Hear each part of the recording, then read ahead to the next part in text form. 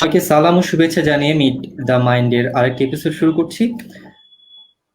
আজকে আমাদের আলোচনার বিষয়বস্তু হচ্ছে আহ, আমেরিকায় উচ্চশিক্ষা মূলত, এবং উচ্চশিক্ষা যারা যেতে ইচ্ছুক তাদের জন্য কি করণীয়, সেই স্টেপগুলো নিয়ে আমরা মূলত আলোচনা করব।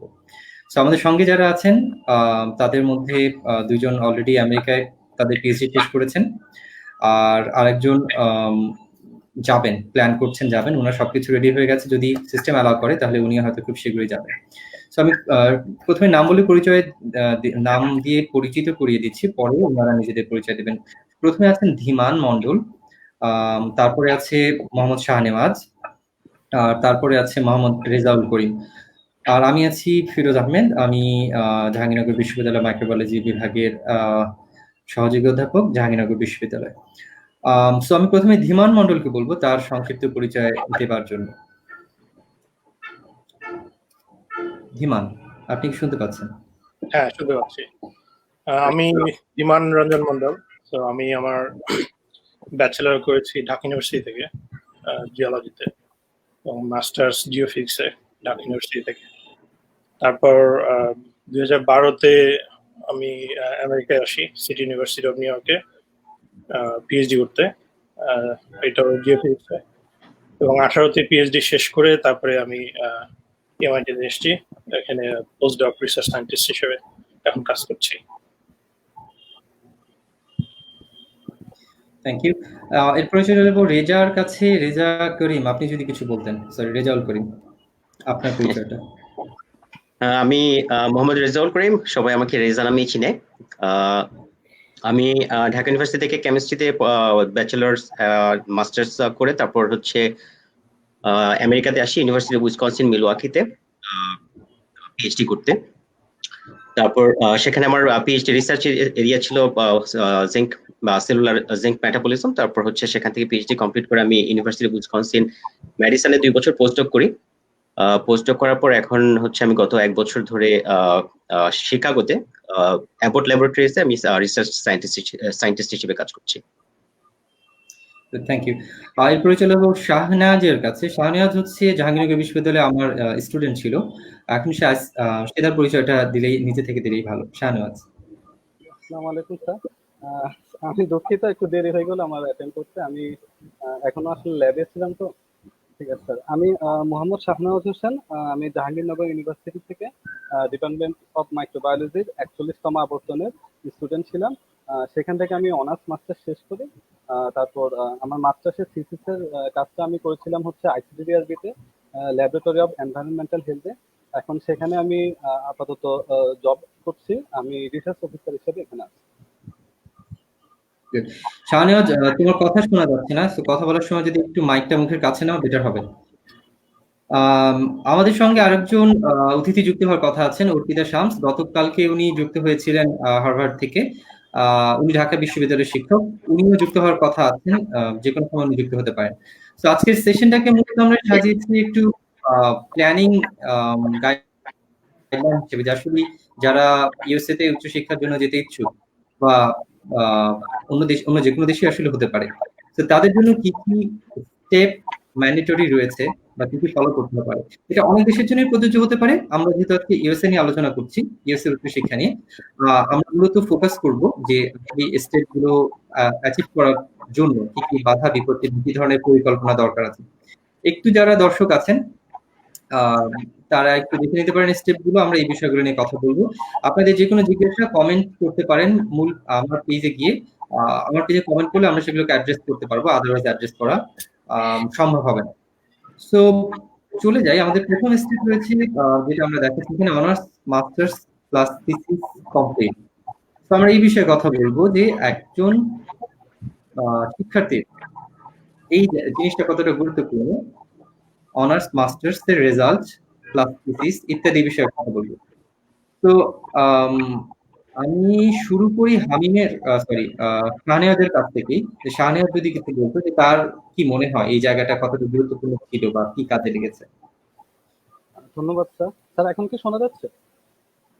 মাইকটা একটু মুখে আছে না, আমার ওই হেডফোনের মাইকটা। স্যার এখন শোনা যাচ্ছে? হ্যাঁ, যাচ্ছে। ধন্যবাদ স্যার। স্যার আমি কি বলে শুরু করব, তো আবার বলতে। আহ, আমরা মানে জানতে চাচ্ছি যে অনার্স মাস্টার্স এবং থিসিস কমপ্লিট এই যে এই বিষয়গুলো এগুলো কতটা গুরুত্বপূর্ণ, বা একটা স্টুডেন্টকে আসলে কিভাবে প্ল্যান করা উচিত এই বিষয়গুলো। আচ্ছা, আমি প্রথমে বলে নিতে চাচ্ছি, ইউএসএ পিএইচডির ক্ষেত্রে কিছু সুবিধা আছে, যেটা কিনা আমার যেটা মনে হয় যেটা ইউরোপ বা আদার্স কান্ট্রির তুলনায়, প্রথমে আমার যেটা মনে হয় যে আমরা সিজিপিএ নিয়ে বেশ চিন্তিত থাকি সবাই। যারা ইনিশিয়ালি প্রথমে হয়তো বা কোনো টার্গেট থাকে না, বা অনেকের সাবজেক্ট পছন্দ হয় না স্টার্ট করি যখন অনার্স লাইফটা, তো সিজিপিএ অনেকটা খারাপ হয়ে যায়। মিডিওকর স্টুডেন্ট হিসেবে আমরা যারা আছি, যেমন 3.5 বা 3.6 এরকম সিজিপিএ যাদের, বা আরো লেস দেন 3.5, তো তাদের জন্য ইউএসএ টা আমার মনে হয় যে বেস্ট একটা অপশন হতে পারে। কারণ ইউএসএ ম্যাক্সিমাম ইউনিভার্সিটিতে আমি যেটা দেখেছি, যে পিএইচডির জন্য তেমন সিজিপিএ যে রিকোয়ারমেন্টটা সাধারণত 3 থেকে 3.4 বা 3.5 অ্যাভব হতে হবে, এরকম খুব একটা রিকোয়ারমেন্ট থাকে না। আমার মনে হয় এটা একটা সুবিধা। আর এছাড়া সিজিপি এর পাশাপাশি আমরা যেটা একটা ফোকাস করি, যে আমরা থিসিস করি, এবং থিসিসের ক্ষেত্রে অনেকে পাবলিকেশনের দিকে খুব মানে আমাদের সবসময় সম্ভব হয় না। ইউনিভার্সিটি ওয়াইজ বা থিসিসের টপিক ওয়াইজ সুপারভাইজার অনেক কিছুর উপর ডিপেন্ড করে আসলে পাবলিকেশন করাটা। তো ইউএসএ তে অ্যাপ্লিকেশন করবার সময় এই জিনিসটাও খুব একটা সমস্যা করে না, আমি যেটা দেখেছি আমার অভিজ্ঞতা থেকে। রিসার্চ এক্সপিরিয়েন্স না হলেও চলে, হলে সেটা বেটার, অবশ্যই বেটার, সেটা আমাকে অন্যদের থেকে আমি যে ভালো কম্পিটিটর সেটা প্রমাণ করে, বাট সেটা না হলেও খুব একটা সমস্যা হয় না। এটার একটা আমার মতামত। আর তৃতীয়ত হচ্ছে আমি যেটা মনে করি যে জিআরইটা যেটা হচ্ছে অনেকের সিজিপিএ কম থাকতে পারে, বা রিসার্চ এক্সপিরিয়েন্স না এটা নিয়ে থাকতে পরে কথা পারে। বলবো, জিআরই নিয়ে পরে কথা বলবো, আমরা মানে টপিক ওয়াইজ থাকি। আচ্ছা, টপিক ওয়াইজ থাকি। রেজা, আপনার কি মতামত? আপনি তো অনেক আগেই এই বিষয়গুলো শেষ করে এসেছেন, তারপরেও এখন অনেকদিন ধরে আমেরিকায় আছেন। এখন কি মনে হয়, যাওয়ার আগে কি মনে হচ্ছিল যেমনটা হামিম বলছে কোনো গুরুত্ব নেই সিজিপি এর? আপনার কাছে এখন কি মনে হয়? আচ্ছা, ফিরোজ, প্রথমে মানে আমি তোমাকে ধন্যবাদ জানাবো যে এরকম চমৎকার একটা সেশন অর্গানাইজ করার জন্য। তো প্রশ্ন হচ্ছে মানে অনার্স মাস্টার্স এর সিজিপি আসলে কতটা ইম্পর্টেন্ট ইউএসএ তে হায়ার স্টাডির জন্য। তো আমার আসলে মানে সিজিপি এর সম্পর্কে আইডিয়া নেই, কারণ যেহেতু আমি যখন স্টুডেন্ট ছিলাম তখন সিজিপিএ সিস্টেম ছিল না, তখন আমাদের ফার্স্ট ক্লাস সেকেন্ড ক্লাস এরকম সিস্টেম ছিল। তো আমার মনে হয় যে ব্যাপারটা মানে প্রাসঙ্গিক, আমরা এটাকে কোরিলেট করতে পারি সিজিপি এর সাথে, আমাদের যে ক্লাস যে ডিভিশন যে সিস্টেমটা ছিল সেটার সাথে আমরা কোরিলেট করতে পারি। তো হ্যাঁ, শাহনেওয়াজ যেটা বললো যে হ্যাঁ, এটা ইউএসএ ক্ষেত্রে একটা একটা বড় অ্যাডভান্টেজ ইউএসএ আসার ক্ষেত্রে। তো আমরা স্বাভাবিকভাবে মনে করি যে যখন আমরা ইউনিভার্সিটিতে ছিলাম, যে যারা ফার্স্ট ক্লাস পাচ্ছিল না, যারা মানে হয়তো যাদের রেজাল্ট একটু ফার্স্ট ক্লাস পেলেও হয়তো উপরের দিকে ছিল না, শেষের দিকে ছিল, বা সেকেন্ড ক্লাস পাচ্ছিল মানে ছিল রেজাল্ট ছিল যাদের, তো তারা হয়তো একটু ফ্রাস্ট্রেটেড ছিল যে হ্যাঁ মানে কি হবে না হবে, হয়তো কিছুই হবে না। তো কিন্তু পরবর্তীতে কিন্তু আমরা আমরা দেখেছি যে তো ওদের মধ্যেও অনেকে ইউএসএ তে এসেছে, তারা পিএইচডি প্রোগ্রামে এসেছে, পিএইচডি করেছে এবং খুব ভালো ভালো রিসার্চ করেছে, পিএইচডি করেছে। তো সুতরাং আমি যদি সেটার সাথে কোরিলেট করতে চাই সিজিপি এর ব্যাপারটাও, যে আমার মনে হয় যে হ্যাঁ, সিজিপিএ যদি খুব কম মানে একেবারেই যদি কম না হয় আর কি, একেবারে মিডিয়াম যদি লেভেলের হয়, মানে একেবারে যদি কম হয় তাহলে তো আসলে সেটা একটা একটা মিনিমাম একটা স্ট্যান্ডার্ড তো থাকতেই হবে। কিন্তু আমার মনে হয় যে খুবই একেবারে এক্সেপশনাল না হলেও আমার মনে হয় যে মানে পার্সু করা উচিত ইউএসএ তে হায়ার স্টাডিটা। তো সেক্ষেত্রে এটা একটা অ্যাডভান্টেজ আছে। ধীমান, আপনার কি মতামত? যদিও অনেকখানি কভার করে গেছে বিষয়টা, আপনি কিভাবে দেখেন? আপনি কি এরকমভাবে প্রশ্নটা করতে চাই যে আসলে একজন স্টুডেন্ট উচ্চশিক্ষায় যাবে, এই পরিকল্পনাটা তার কখন থেকে করা উচিত? অনার্স লেভেলে, মাস্টার্স লেভেলে, না আরো আগে থেকে? মানে মাইন্ডসেটটার ব্যাপারে যদি কিছু বলতেন। এইটা আমি একটু ওই আগের কোশ্চেনটাতে একটু অ্যাড করে তারপরে এটাতে আসছে আর কি। আচ্ছা। ফার্স্ট অফ অল আমি একটু আপনাকে ধন্যবাদ জানাইতে চাই এই সেশনটা অর্গানাইজ করার জন্য। আমার মনে হয় এটা এরকম সেশন খুব ঘন ঘন অর্গানাইজ করা জরুরি, সেটা অনলাইনে হোক ইউনিভার্সিটিতে হোক, যাতে স্টুডেন্টরা সবাই বুঝতে পারে হ্যাঁ তাদের। আপনি গতকালকে এরকম একটা সেশন করছিলেন, আমাকে বললেন যে আপনাদের স্টুডেন্টদের নিয়ে ইউনিভার্সিটিতে আপনি করছিলেন এরকম সেশন। হ্যাঁ, আমরা আসলে গতকাল এক্স্যাক্টলি গতকালকে আপনি যুক্ত হওয়ার কথা ছিল, সে কারণেই পারেননি। রাইট। গতকাল আমরা একটা সিমিলার সেশন এখানে করলাম আমাদের আন্ডারগ্র্যাড স্টুডেন্টদেরকে নিয়ে এখানে। আমি একটু প্রথম কোশ্চেনটাতে যাই ফার্স্ট, হ্যাঁ, যে মাস্টার্স আর ইয়ের সিজিপিএ। তো আমি ফার্স্ট অফ অল আমি দুইজনের সাথেই এগ্রি করতে চাই, যেটা হয়তো ইউএসএ তে খুব বেশি এটা ব্যাপার না, হ্যাঁ, যে আমার আহামরি সিজিপিএ থাকতে হবে, মানে খুব এক্সিলেন্ট কিছু থাকতে হবে। But at the same time আমার মনে হয় যে এটা মনে রাখা জরুরি, যেটা রেজা বললেন, যে আমার সিজিপিএ যদি একদম কম হয় সেটা একটু মনে হয় ক্রেডিবিলিটির প্রশ্ন চলে আসে, তাই না? যে আমি একদম লো সিজিপি নিয়ে অ্যাপ্লাই করছি, সো ইট ডাজন্ট মিন মানে সিজিপিএ খুব গুরুত্বপূর্ণ না, তার মানে এই না যে আমি পড়াশোনা বাদ দিয়ে মানে আমি মনোযোগ দিব না, হ্যাঁ। সো ওইটা মাথায় রাখতে হবে, but that is not the end of the world. হ্যাঁ, সিজিপিএ মোটামুটি যদি থাকে, যেটা রেজা বললো, যে মানে we can পারসু, I think this is the great thing about US, যে এখানে ওরা জিআরই স্কোর দেখে, অন্য সবকিছু দেখে, তার রিসার্চ ইন্টারেস্ট, হ্যাঁ, তার মানে কিরকম, সেই কতখানি ডিভোটেড রিসার্চের প্রতি। আর সেকেন্ড কোশ্চেনটাতে আমি একটু যেতে চাই, যেটা হচ্ছে যে কখন থেকে প্ল্যানিং করা উচিত। তো আমি মনে করি যে এটা আমি সবসময় বলি, আমি ফিরোজকেও বলছিলাম কালকে, যে এটা ঠিক T20 প্ল্যান একটা, হ্যাঁ, যে আমার T0 যদি ওই সময়টা হয় যখন আমি ক্লাস শুরু করব, তাহলে এটা 20 মান্থস আগে থেকে আমি প্ল্যানিং শুরু করব অলমোস্ট। সো আমি যদি 2021-এর ফলে যদি আমি টার্গেট করি, তাহলে আমি আমার মাথায় মোটামুটি মানে কি বলবো, যে আমার চিন্তা ভাবনা আমি সিডিং শুরু করব সেটা হচ্ছে 2020-এর জানুয়ারি থেকে, হ্যাঁ। তো আমি তেমন কিছু করছি রিভার্স ওয়েতে বলি, মানে আমি আজকে থেকে পরিকল্পনা শুরু করলে আজ থেকে 20 মাস পরে আমি যেতে পারবো, যদি আমি সেই অনুযায়ী আমার পরিকল্পনাগুলোকে সাজাই।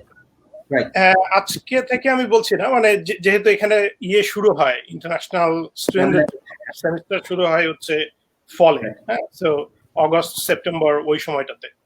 সো ওই অগস্টের আগে কেউ যেতে পারবে না, জানুয়ারিতে বা এপ্রিলে এই সময় যেতে পারবে না।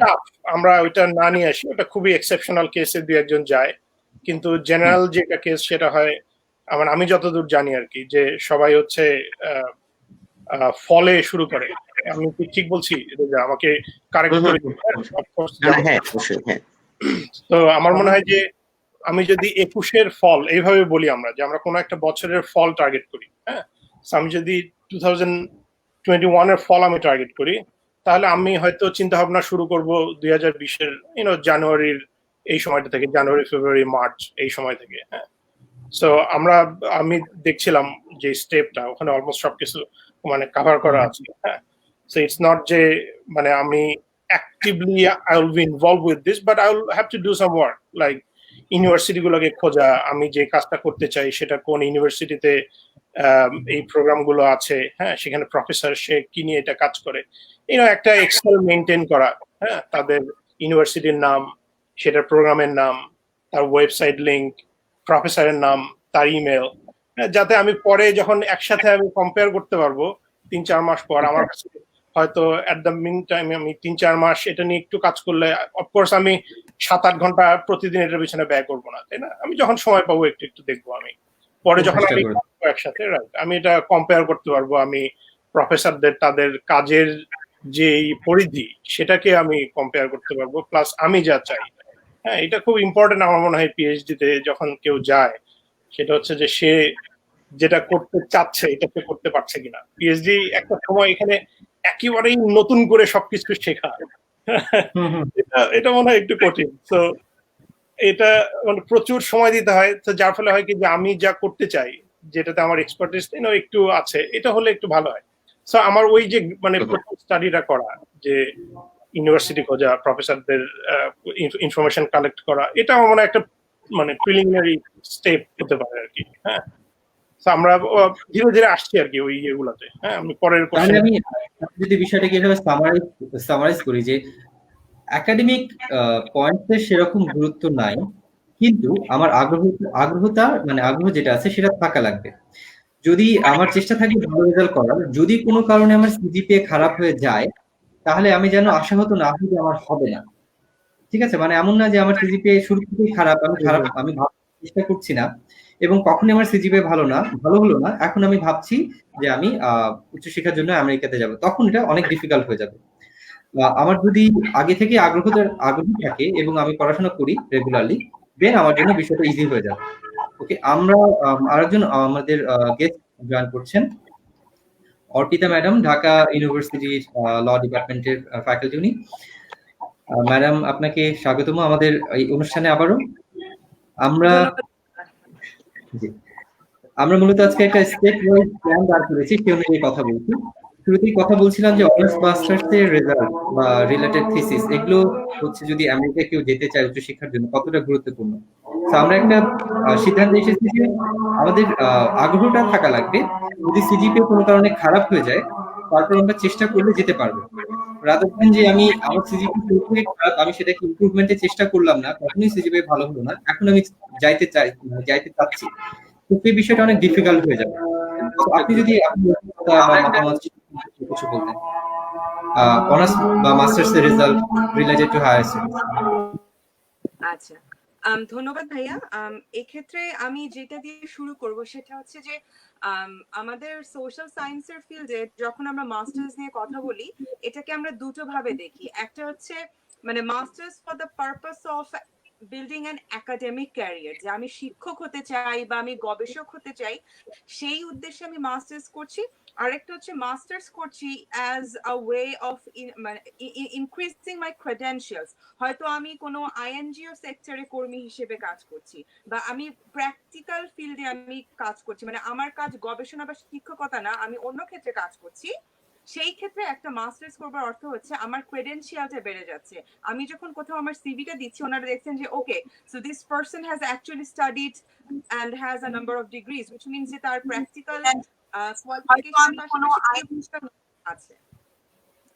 এই দ্বিতীয় ক্ষেত্রে ভাইয়া আসলে যে প্রশ্নটা আপনি করেছেন যে সিজিপি এর গুরুত্বটা কতটুকু, যদি খারাপ থাকে তাহলে কি হয়, যে যদি আমরা এটা বলি যে আমি একটা জায়গায় অ্যাপ্লাই করছি এবং আমার উদ্দেশ্য হচ্ছে শিক্ষকতা করা, সেক্ষেত্রে যদি আমার সিজিপিএ খুবই দুর্বল হয়, সেক্ষেত্রে প্রথমে একটা প্রশ্ন আসবে যে আপনি তো শিক্ষার্থী হিসেবে খুব দুর্বল ছিলেন, এবং যদি আপনার কোনো রিজনেবল গ্রাউন্ড আপনি স্টেটমেন্ট অফ পারপাসে দেখাতে না পারেন যে কেন এতটা খারাপ হয়েছে, সেই ক্ষেত্রে অবশ্যই মানে সুযোগটা অনেক কমে যাবে, সুযোগ এবং মানে যেটাকে আমরা বলি প্রবাবিলিটি, সম্ভাবনাটা অনেক কমে যাবে আপনার অ্যাডমিশন পাওয়ার। কিন্তু যদি আপনি ওই মানে প্রফেশনাল ভাবে যান, সেক্ষেত্রে আপনার সিজিপিএ খুবই কম মানে ম্যাটার করবে।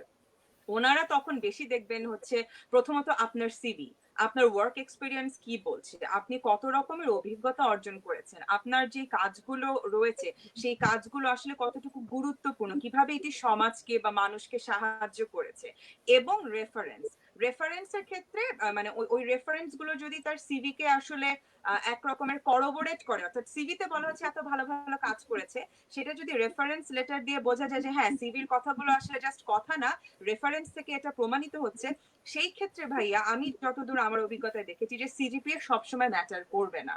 এই জন্যই আমরা দেখি যে বাহিরের বিশ্ববিদ্যালয়গুলোতে এই ডাইভার্সিটিটা এই কারণেই তৈরি হয় যে সবাই ওখানে পড়ুয়া মানুষজন আসেন না, ওখানে অভিজ্ঞতা সম্পন্ন মানুষজন আসলে প্রচুর আসে।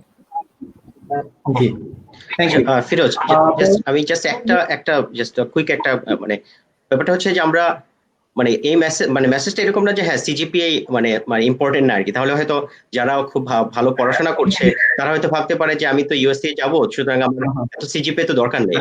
তো সেটা একটা সমস্যা আর কি। তো কারণ ইউএসএ তে প্রচুর ইউনিভার্সিটি আছে, এটা হচ্ছে একটা অ্যাডভান্টেজ, কিন্তু সেই ইউনিভার্সিটি গুলোর র্যাঙ্ক আছে। এখন কেউ যদি খুব ভালো ইউনিভার্সিটিতে যেতে চায়, তাহলে তার যে ওভারঅল যে একটা প্যাকেজ লাগবে সেটা একটা এক্সেপশনাল একটা প্যাকেজ হতে হবে, সেক্ষেত্রে সিজিপিএটা একটা পার্ট। সুতরাং সিজিপিএ যে ইম্পর্টেন্ট মানে ওটা আমাদের ওইভাবেই এটা দেওয়া উচিত আর কি। বললাম যে আমাদের ইচ্ছে থাকা লাগবে সিজিপিএ ভালো করার, যদি কোনো কারণে আমার সিজিপিএ খারাপ হয়ে যায় তাহলে সেটা ডিফারেন্ট কেস। মানে আমার তো ইচ্ছে ছিল, আমি পড়াশোনার মধ্যেই ছিলাম, তারপর সিজিপিএ খারাপ হয়ে গেছে, তাদের চেষ্টা করা উচিত। আমি মানে তাদেরকে ডিসকারেজ করছি না, সেটা এক্স্যাক্টলি মানে পরবর্তীতে এটা ছিল যে সিজিপিএ দুর্বল হলে প্রথমেই যেন ভয় পেয়ে আমরা পিছিয়ে না যাই, সিজিপিএ একমাত্র ফ্যাক্টর না। তো পরবর্তীতে চলে যাই রিলেটেড টু দ্যাট, যে পাবলিকেশন এবং রিসার্চ এক্সপেরিয়েন্স, সেটা কিরকম গুরুত্বপূর্ণ, সেটা যে সাবজেক্টেরই হোক না কেন।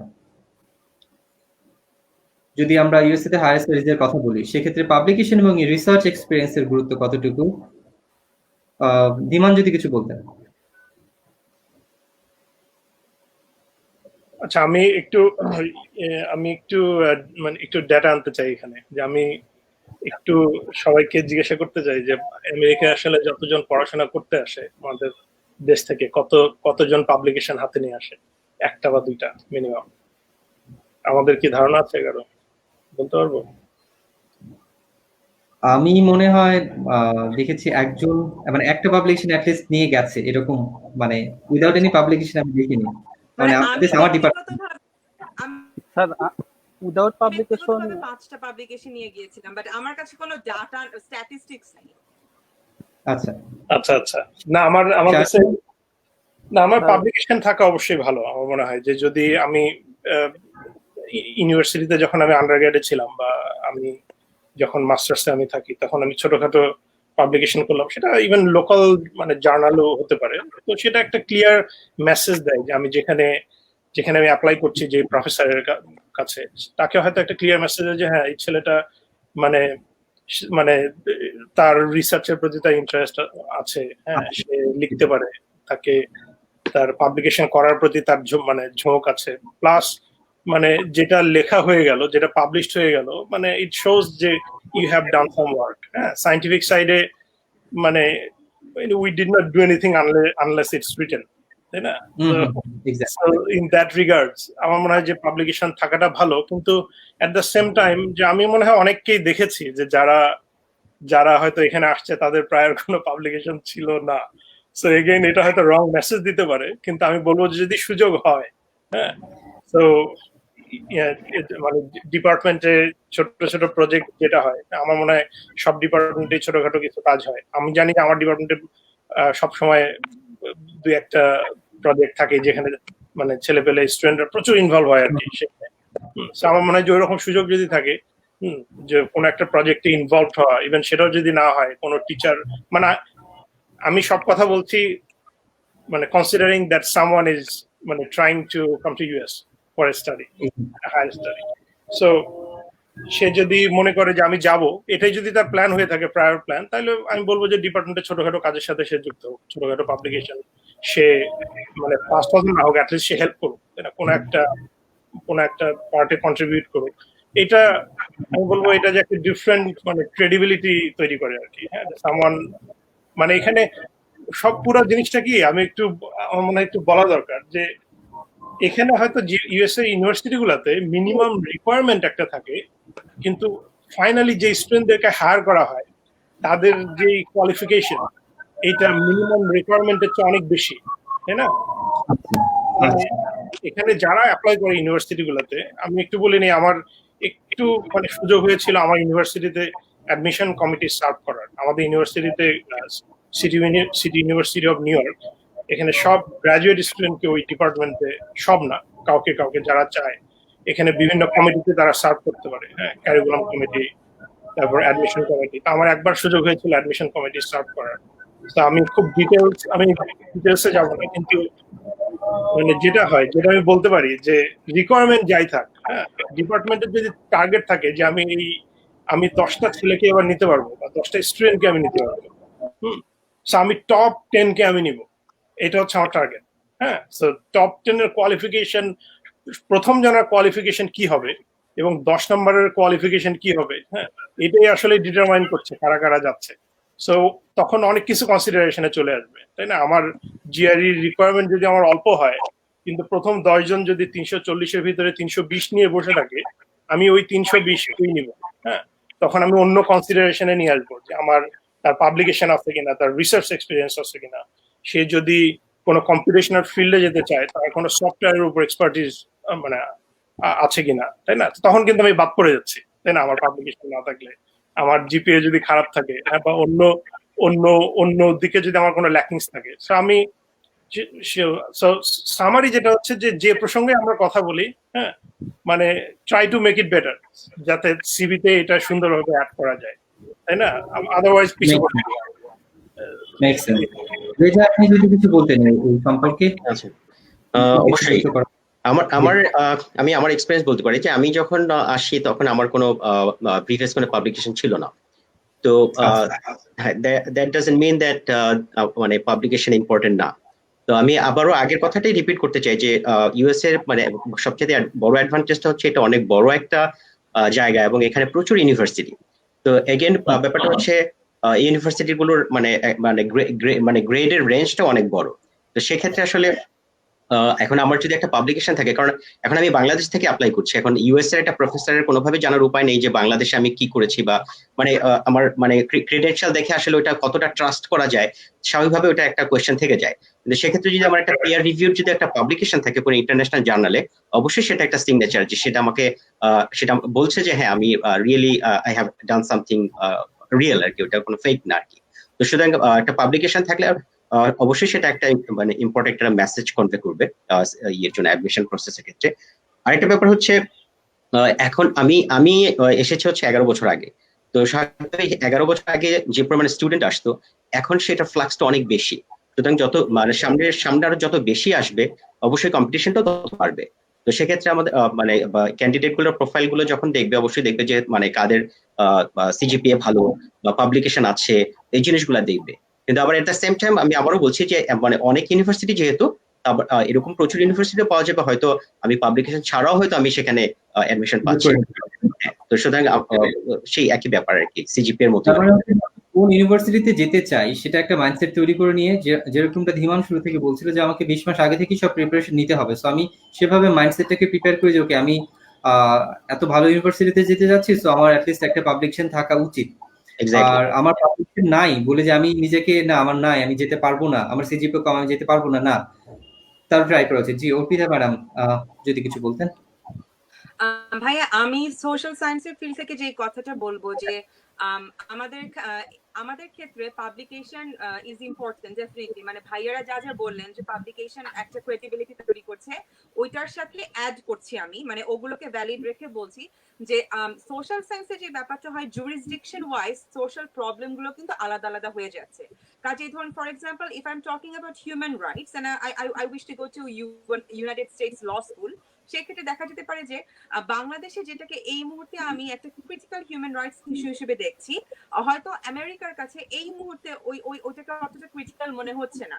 আবার ওরা এই মুহূর্তে হয়তো ব্ল্যাক লাইভস ম্যাটার নিয়ে অনেক কথা বলছে, বাট যিনি বাংলাদেশ থেকে যেতে চাচ্ছেন উনি হয়তো অতটা কম্প্রোমাইজ করতে চাচ্ছেন না যে উনি ব্ল্যাক লাইভস ম্যাটার নিয়েই বাধ্য হয়ে কাজ করবেন, উনি হয়তো তার লোকাল কোনো একটা হিউম্যান রাইটস ইস্যু নিয়ে কাজ করতে চাচ্ছেন। সেক্ষেত্রে মানে এই যেহেতু জুরিসডিকশন ওয়াইজ মানে ডাইমেনশন আলাদা আলাদা হয়ে যায়, এই জন্য আমাদের ক্ষেত্রে পাবলিকেশন গুলোর মানে অ্যাকসেপ্টেন্সটা অন্যরকম হয়। যে জাস্ট বিকজ একটা ভালো পিয়ার রিভিউ জার্নাল এটা পাবলিশ হয়েছে ডাজন্ট মিন যে এটা ওই ল স্কুলের কাছে খুব কি বলবো খুব আকর্ষণীয় হবে, নট নেসেসারিলি। তবে যেই জিনিসটাকে ওনার আকর্ষণীয় এবং অত্যন্ত গুরুত্বপূর্ণ ভাবে দেখবেন ইন ল স্কুল, সেটা হচ্ছে আপনি আরেকটা যেটা লিখেছেন রিসার্চ এক্সপেরিয়েন্স। সো কেউ যদি দেখাতে পারেন যে আমি কোনো একটি অর্গানাইজেশনের পক্ষ থেকে, সেটা INGO, NGO, human rights organization হতে পারে বা পিওরলি রিসার্চ বেসড অর্গানাইজেশন হতে পারে, যে আমি তাদের সাথে কোনো একটি আইনের উপরে বিস্তর ডক্ট্রিনাল রিসার্চ করেছি, অথবা আমি হয়তো অনেকগুলো ফোকাস গ্রুপ ডিসকাশন করেছি, আমি ফিল্ড পর্যায়ে কাজ করেছি, এন্ড আই নো যে এই হিউম্যান রাইটস ইস্যুর বিষয়টা মানে থিওরিটিক্যালি কিরকম দেখাচ্ছে আর বাস্তব জীবনে কি কি চ্যালেঞ্জেস আছে, কোন জায়গাগুলোতে আমাকে হাত দিলে সলিউশন খুঁজতে হবে। অর্থাৎ যখন বোঝা যাচ্ছে যে এই মানুষটা তার শোনাটাকে মানে প্রায়োগিক ক্ষেত্রে দেখাতে পারছে, সেই ধরনের রিসার্চ কিন্তু অসম্ভব গুরুত্ব বহন করে। কাজেই হয়তো একজন মানুষের পিয়ার রিভিউ জার্নালে নেই, হয়তো কোন একটা অর্গানাইজেশনের একটা আপনার হোয়াইট পেপার বের হয়েছে, সেই হোয়াইট পেপারে সে গবেষক হিসেবে কাজ করেছে। এই ধরনের পাবলিকেশনও কিন্তু সোশ্যাল সায়েন্সের ক্ষেত্রে বেশ গুরুত্বপূর্ণ।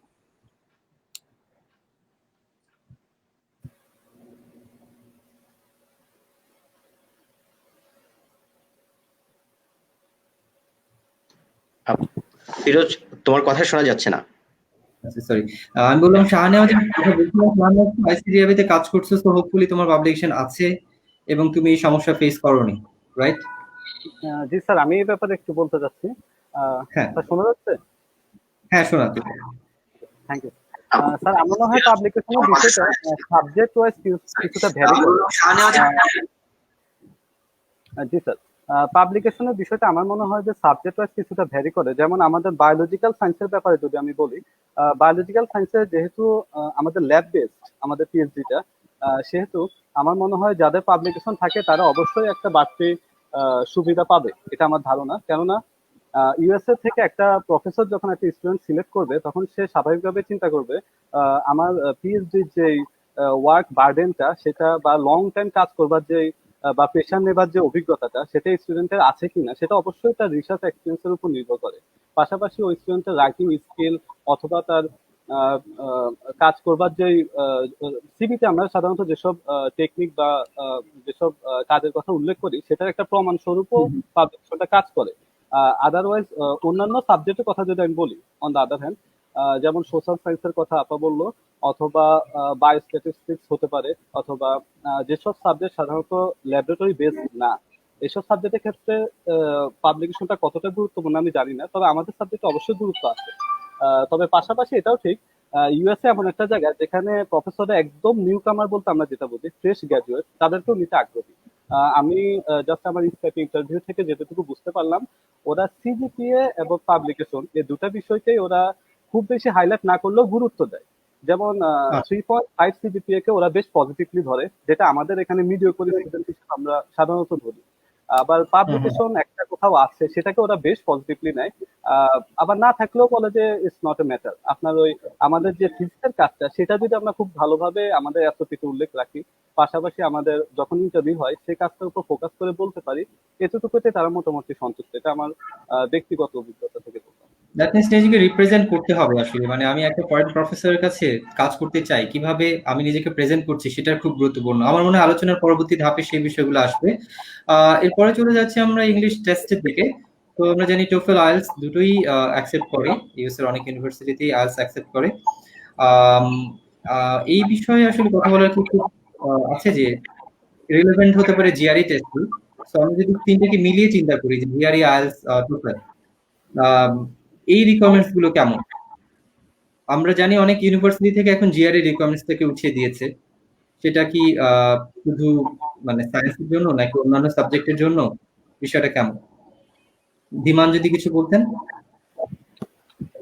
জিআরই তো মনে হয় সায়েন্স রিকোয়ারমেন্ট, মানে if I am not wrong, আমাকে কারেক্ট করে দেন নাকি সবার এটা রিকোয়ারমেন্ট? হ্যাঁ, আচ্ছা, বিজনেসের জন্য হয় জিম্যাট। লাগে না, হ্যাঁ, মানে this is very interesting. Social সায়েন্সে লাগে, সে আপনি সোশিওলজি বা লিটারেচার এগুলো পড়তে চাচ্ছেন, বাট লতে লাগে না। দ্যাটস ভেরি আচ্ছা, লত লাগে না। আচ্ছা, তো ওই যে অনেক জায়গায় লাগে। আমার কলিগকে দেখেছিলাম অনেক আগে আইএলটিএস দিয়ে শুধুমাত্র চলে গেছে, উনিও মনে হয় ল অথবা পাবলিক অ্যাডমিনিস্ট্রেশনের হবেন। আচ্ছা, ওনা ইকোনমিক্স, সরি। তো অনেক অনেক ইউএসএ মনে হয় যেটা লাগছে এখন যে মানে জিআরই অথবা এদিকে টোফল অর আইএলস, আমার মনে হয় যে দুটার একটা। তো অনেক ইউনিভার্সিটি মনে হয় এখন আবার মানে জিআরই রিকোয়ারমেন্ট ওয়েব করে দিচ্ছে স্পেশালি মানে for some of the subjects. আমি ডিসিপ্লিনস মনে হয় বায়োলজিক্যাল ডিসিপ্লিনের মধ্যে মনে হয় আছে আর কি। হ্যাঁ, যে অনেক। এই ব্যাপারে আমি কি একটু বলতে পারি? আচ্ছা, শিওর, হ্যাঁ, মনে হয় ও ভালো বলতে পারবে যেহেতু তুমি যেহেতু ফ্রেশ, তোমার এক্সপেরিয়েন্স শেয়ার করো। স্যার, জিআরই আসলে যেসব ইউনিভার্সিটি থেকে উদ্যোগ করা হচ্ছে ওগুলো বেশ ভালো র্যাঙ্কে, তো সেটা আমাদের জন্য আসলে খুব একটা হেল্পফুল হবে না আমার ধারণা। বরং জিআরই থাকলেই আমাদের বিশেষ করে বাংলাদেশের স্টুডেন্টদের জন্য জিআরই থাকাটাই আমার মতে বেটার। কারণ হচ্ছে সাধারণত আমাদের পাবলিকেশন থাকে না। সাধারণত আমাদের প্রায় 80 to 90% স্টুডেন্টেরই পাবলিকেশন থাকে না অনার্সের পর। মাস্টার্সের ক্ষেত্রে কারো কারো থাকে। আমরা যদি কম্পেয়ার করি আমাদের কম্পিটিটর কারা ইউএস এর জন্য, সবচেয়ে বড় কম্পিটিটর হচ্ছে চাইনার স্টুডেন্টরা। তো চাইনিজ স্টুডেন্টদের দেখা যায় যে সাধারণত বিএসসি অনার্স কমপ্লিট যাদের, তাদেরই বেশ কয়েকটা পাবলিকেশন থাকে, আর মাস্টার্স থাকলে তো আরো বেশি। তো সেই ক্ষেত্রে আমরা যেহেতু তাদের সাথে ওভারঅল ফাইটে পারতেছি না কম্পিটিশনের জন্য, তো আমাদের জন্য জিআরইটা একটু হেল্পফুল হতে পারে। এটা আমার ব্যক্তিগত অভিজ্ঞতা থেকে বলবো। আমার মনে হয় যে এখানে একটু মানে প্ল্যানিং এর দরকার আছে। যে আমি যদি মানে আমি যে ইউনিভার্সিটিতে যেতে চাই, ওরা যদি জিআরই রিকোয়ার্ড থাকে আমাকে তো জিআরই দিতেই হবে। I cannot argue and tell the লোক হার্ভার্ড ডাজন্ট রিকোয়ার জিআরই, তুমি কেন নিবা না? তো আমার মনে হয় যে বলছিলেন যে উনাদের ক্ষেত্রে আইএলটিএস এর রিকোয়ারমেন্ট বা টোফেল এর রিকোয়ারমেন্টস অনেক হাই। আহ, আপু কালকে বলছিলেন উনি আইএলটিএস এ 8.5 পেয়ে ওনাকে অনেক জায়গায় মানে ইয়ে করতে হয়েছে যে টোফেল। আপু কিছু বলতেন এই বিষয়ে, টোফেল বা আইএলটিএস নিয়ে? আচ্ছা ভাইয়া, সো বেসিক্যালি আমি প্রথমে অ্যাপ্লাই করেছিলাম অনেকগুলো ইউকে বেসড ইউনিভার্সিটিতে। So I apply to Lancaster, Warwick and SOAS. এবং ইউকে তে English language requirement is very strict, ওরা কোনোভাবেই এটা ওয়েভ করে না। So I just sat for the IELTS and I took it. And then পরবর্তী বছর মানে ওই বছর আমার 3টা ইউনিভার্সিটিতেই হয়, কিন্তু যেটা হয় যে ইউকে তে স্কলারশিপ ইজ ভেরি টাফ, ওদের আসলে ফুল ফ্লেজেড স্কলারশিপ দেওয়ার কোনো স্কিম নেই। সো এটা আমি একটু বলতে চাচ্ছি। অবশ্য আজকে আমরা ইউকে নিয়ে কথা বলছিলাম, so that's not relevant. So যখন ইউএসএ তে আমি যাচ্ছি, ইউএসএ তে আমার মানে পার্সপেক্টিভটা ইউএসএ তে মুভ করার পেছনে একটা কারণ এটাই ছিল যে ওখানে মানে টিউশন ফি ওয়েভারের চান্সটা অনেক বেশি। তো পরবর্তী বছর I apply two Harvard and university college of Hastings, California. এবং এই দুটো জায়গাতে আমি যেটা করলাম, আমি ওদেরকে লিখলাম যে দেখো আমি তো টোয়েফেল দেইনি, however I have a valid IELTS score, এবং আমার স্কোর হচ্ছে 8.5। পাশাপাশি আমার যে পড়াশোনা, এই পড়াশোনাটা 5 বছরের মাস্টার্স সহ আমি ইংরেজিতে পড়েছি, আমার সবগুলো পরীক্ষা ইংরেজিতে ছিল, এবং এখন আমি শিক্ষকতা করছি, এটাও আমি ইংরেজিতেই করছি, আমার প্রশ্ন ইংরেজিতে হচ্ছে, উত্তরপত্র আমি দিচ্ছি ইংরেজিতে, প্লাস আমার এই যে 5টা পাবলিকেশন আছে এগুলো যদিও ডোমেস্টিক বাট সবগুলো আমি ইংরেজিতে লিখেছি। So I really request you to consider. এবং আমার ধারণা ভাইয়া, যেহেতু হচ্ছে আমার আইএলটিএস এর স্কোর ছিল, ওদের ওয়েভ করতে খুব একটা প্রবলেম হয়নি, they accepted my IELTS. But এখানে আমি বলবো যে my partner, he is also a law professor, ও কিন্তু আইএলটিএসও দেয় নাই, and he went to McGill with a full fellowship, and he just wrote যে দেখো একই কাহিনী, আমি আইএলটিএস দেইনি বাট আমার 5 বছরের পড়াশোনা এরকম, আমার পাবলিকেশন আছে, আমি পড়াচ্ছি, would you please consider me?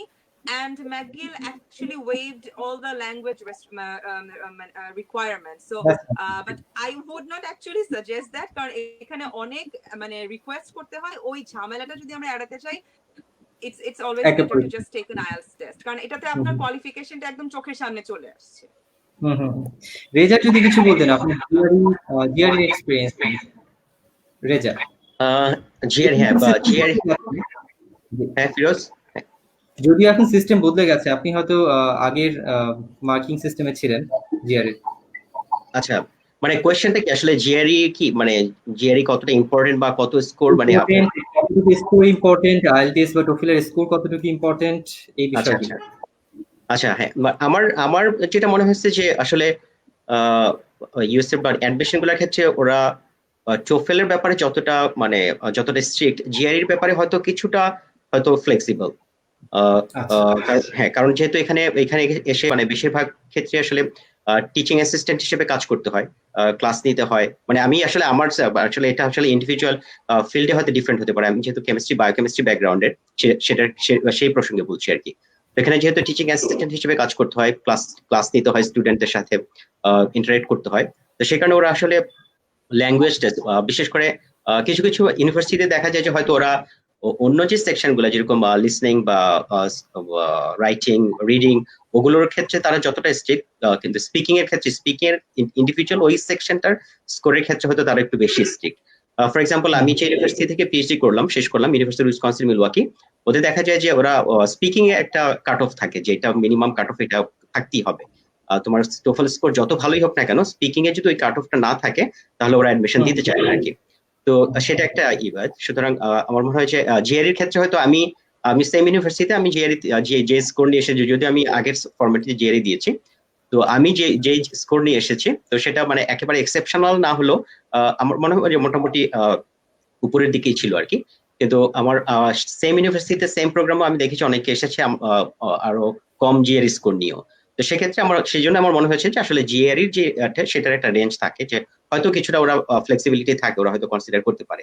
কিন্তু ল্যাঙ্গুয়েজ যেটা টোফেল বা আইএলটিএস, ওটার ব্যাপারে মনে হয় যে তারা স্ট্রিক্টার আর কি দেন জিআরই। ওকে, সো আমি মনে হয় পরের টপিকে যাই। আমরা আজকে একটু দ্রুত চালাতে চাচ্ছি সেশনটাকে। সো পরবর্তী স্টেপে আমি একটা জিনিস কি অ্যাড করতে পারি? সরি। অবশ্যই। মানে যেহেতু ভাইয়া মানে ল স্কুলে যেহেতু জিআরই এর এই বিষয়টা নেই, মানে জিআরই এর মূল লক্ষ্যটা আমি যতটুকু বুঝছি টু অ্যাকচুয়ালি অ্যানালাইজ যে একজন স্টুডেন্টের আন্ডারস্ট্যান্ডিং অ্যাপটিটিউড কতটুকু, ক্রিটিক্যাল থিঙ্কিং আসলে করতে পারে কিনা। তো যেহেতু ল স্কুলে জিআরই এর কোনো বিষয়টা নাই, এইখানে আমি এই জন্য বলবো যে আগে থেকে মানে যেই স্টুডেন্ট যেতে চাচ্ছে আমেরিকাতে তার আগের যে প্ল্যানিংটা হবে সেই প্ল্যানিং এ আসলে ওই মানুষটার জন্য গবেষণা আর পাবলিকেশন খুব জরুরি। সো লতে যেটা হয় ভাইয়া, মাস্টার্স এবং কিছু কিছু ক্ষেত্রে অনার্স লেভেলে থিসিস করতে হয়। সব ইউনিভার্সিটিতে অনার্স এর থিসিস নাই, বাট আমি মানে বাংলাদেশে এমন কোনো ল ডিপার্টমেন্ট থাকবে না যেখানে মাস্টার্সে আপনাকে একটা থিসিস করতে হবে না। তো যেটা করা উচিত, you should aim for doing a very good thesis, ওখানে খুব ভালো একটা মার্কস আপনার পাওয়া উচিত, এবং এই প্ল্যানটা থাকা উচিত যে এই থিসিস আমার রেজাল্ট বের হওয়ার সাথে সাথে, আমার এলএলএম এর রেজাল্ট বের হয়ে যাবে, আমি ট্রান্সক্রিপ্ট হাতে পাবো, আগে থেকেই খোঁজ খবর নিয়ে রাখা যে কোন জার্নালটাতে আমি এই থিসিসটা পাঠাতে পারবো। এই কাজটা যদি করা যায় তাহলে কিন্তু সাথে সাথে একটা পাবলিকেশন হয়ে গেল তার। এবং পাশাপাশি তার উচিত সেকেন্ড ইয়ার থেকে বিভিন্ন জায়গায় ইন্টার্নশিপ করা, কারণ এই ইন্টার্নশিপের এক্সপেরিয়েন্স গুলোকে কিন্তু সে পরবর্তীতে আর্টিকেল হিসেবে বিভিন্ন জার্নালে পাবলিশ করতে পারবে। আরেকটা জিনিস ল স্টুডেন্টদের জন্য জরুরি, সেটা হচ্ছে আজকাল বিভিন্ন ল ডিপার্টমেন্ট মানে বিদেশি ইউনিভার্সিটিতে লিগ্যাল ব্লগ আছে, সেইখানে তারা বিভিন্ন কন্টেম্পোরারি ইস্যু নিয়ে যদি একটা ক্রিটিক্যাল ব্লগ লিখতে পারে এবং এটা যদি ধরে রাখতে পারে তাদের সিভিতে, এটা কিন্তু অনেক বড় একটা ভ্যালু অ্যাড করবে। সো জিআরই আমাদের নাই, কিন্তু তার মানে হাউ ডু আই শো যে I possess critical thinking skills, this are the wedge.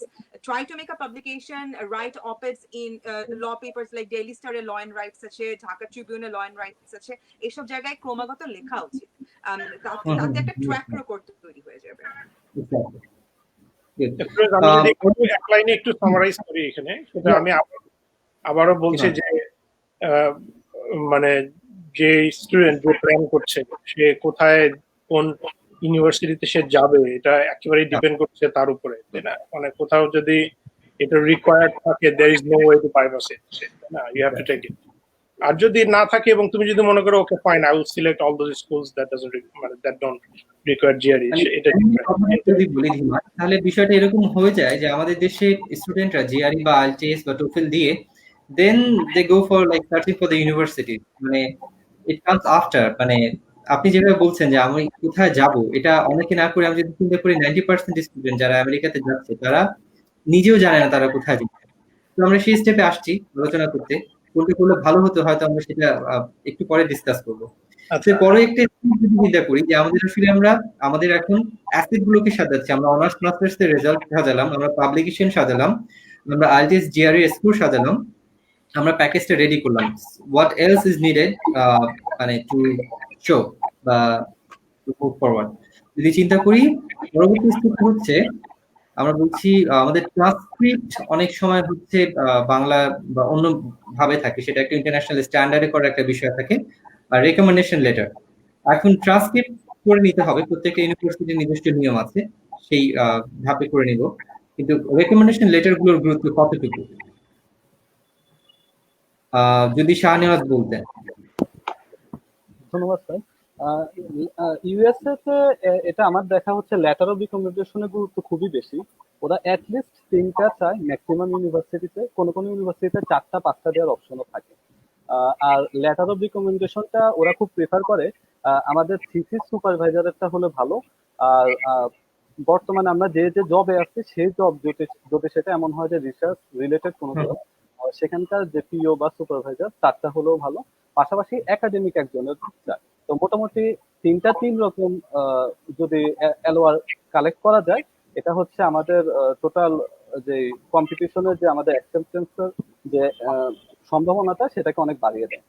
তো আমি মোটামুটি যে ইনফরমেশন গুলো গেদার করতে পারছি সেগুলো দিয়ে আমি আমার 2 সুপারভাইজার ছিল, আমার থিসিস সুপারভাইজার একাডেমিক এবং আমার বর্তমান যেখানে জব করতেছি সেখানকার সুপারভাইজার এবং আমার একাডেমিক একজন প্রফেসর, 3 জন থেকে এলওআর কালেক্ট করছি।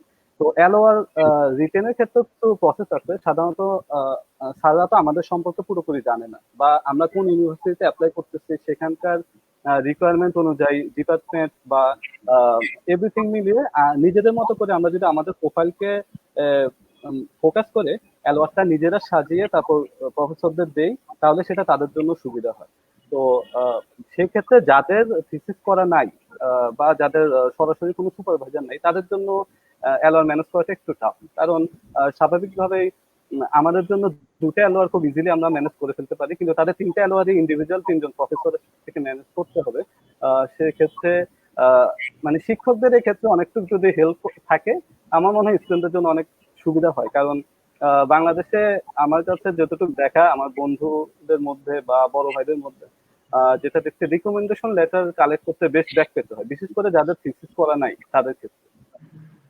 এবং দ্যাট মানে goes back again to like CGPA. আমার সিজিপিএ কেমন ছিল, যদিও আমরা শুরুতে বলছিলাম সিজিপিএ এর গুরুত্ব নাই, বাট আমি এজ এ শিক্ষক আমি যদি দেখি আমার একটা স্টুডেন্টের গ্রেড কনসিস্টেন্টলি ফল করছে, তখন এবং তার একাডেমিক পারফরমেন্সও ভালো না, তখন মানে at the end of the day যখন সে আমাদের রেকমেন্ডেশন চাইতে আসবে, আমি কিন্তু একটা মিথ্যা কথা লিখে দিতে পারবো না। মানে তার একটা ট্র্যাক রেকর্ড ভালো থাকা লাগবে যে ওকে মানে he tried his best, when he didn't do well, that is a different case. কিন্তু কেউ ট্রাই করেনি, এখন হঠাৎ করে জিআরই দিয়ে সে চাচ্ছে যে না তার সব আগে যা করেছে, আমি তখন ভালো রেকমেন্ডেশন লেটার লিখতে পারবো না। সো একাডেমিক পারফরমেন্স অবশ্যই একটা গুরুত্ব আছে, শিক্ষাটা থাকতে হবে একটা স্টুডেন্টের নিজের বেটারমেন্টের জন্য, সেলফ ডেভেলপমেন্টের জন্য অবশ্যই একটা একনিষ্ঠ চেষ্টা থাকা লাগবে। এটা তো গেল আমাদের বায়োসায়েন্সের ব্যাপার। আমি আবারও অর্জুন কাছে ফিরে যেতে চাচ্ছি, ওনাদের পার্সপেক্টিভ থেকে এলোয়া রেকমেন্ডেশন লেটার সেটা যদি একটু বলতেন। পরবর্তীতে ধীমান এবং রেজার কাছে আসবে এই টপিকে, একটু থামাচ্ছি আপনাদের। ধন্যবাদ ভাইয়া। ট্রান্সক্রিপ্টের ক্ষেত্রে যা যা আপনি বলেছেন দ্যাটস ট্রু। এক্ষেত্রে আমি একটা কথা বলবো, in terms of transcript and recommendation letter, lawyer স্টুডেন্টদেরকে মানে অনেকখানি ধৈর্যের পরিচয় দিতে হবে। কেন আমি সেটা একটা একটা করে বলি।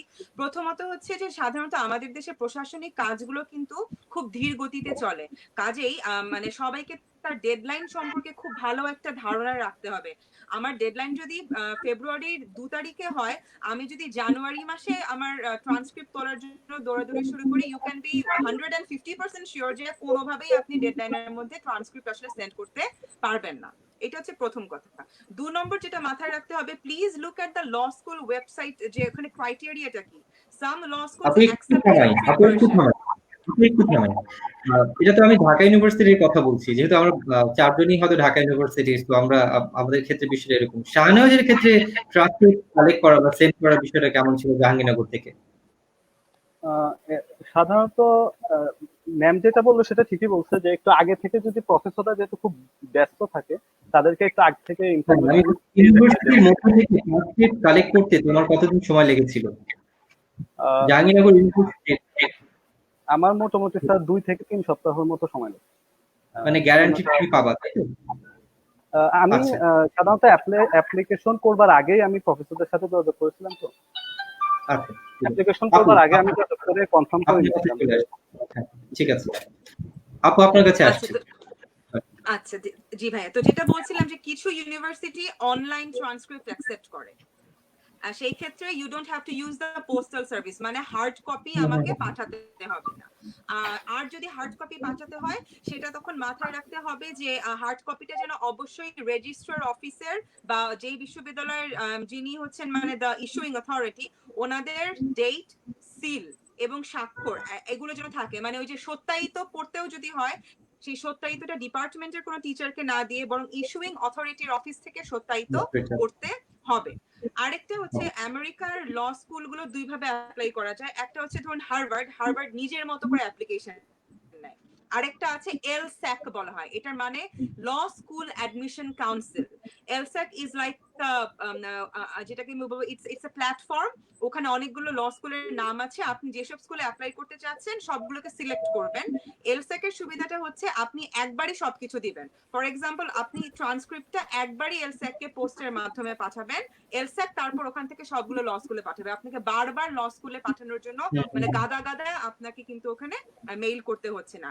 সো আমেরিকান ল স্কুলে যারা যেতে চায় আইনের ছাত্রছাত্রীরা, আমি তাদের সবাইকে অনুরোধ করব যে প্লিজ নিজেদেরকে এলস্যাক ওয়েবসাইটের সাথে এবং এলস্যাক এর নিয়মাবলীর সাথে ফ্যামিলিয়ার করবেন, কারণ এলস্যাক এর নিয়মগুলো একটু ঘোরানো পথে, মানে ইটস কোয়াইট বিউরোক্রেটিক। সো মানে এগেইন ওই যে 1 মাস আগে করলে চলবে না, আপনাকে অন্তত 3 থেকে 4 মাস আগে এলস্যাক এর সাথে কার্যক্রম শুরু করতে হবে। কারণ আরেকটা সমস্যা হচ্ছে, এলস্যাক কে যখন আপনি ট্রান্সক্রিপ্ট পাঠাবেন, ওদের একটা সার্ভিস আছে, যে সার্ভিসের মাধ্যমে ওরা বাংলাদেশি ট্রান্সক্রিপ্টকে আমেরিকান ট্রান্সক্রিপ্টের সাথে তুলনা করবে, ইভ্যালুয়েশন করবে। এই ইভ্যালুয়েশনটা করতে ওদের মিনিমাম 1 মাস এবং সর্বোচ্চ 1.5 মাস সময় লাগে।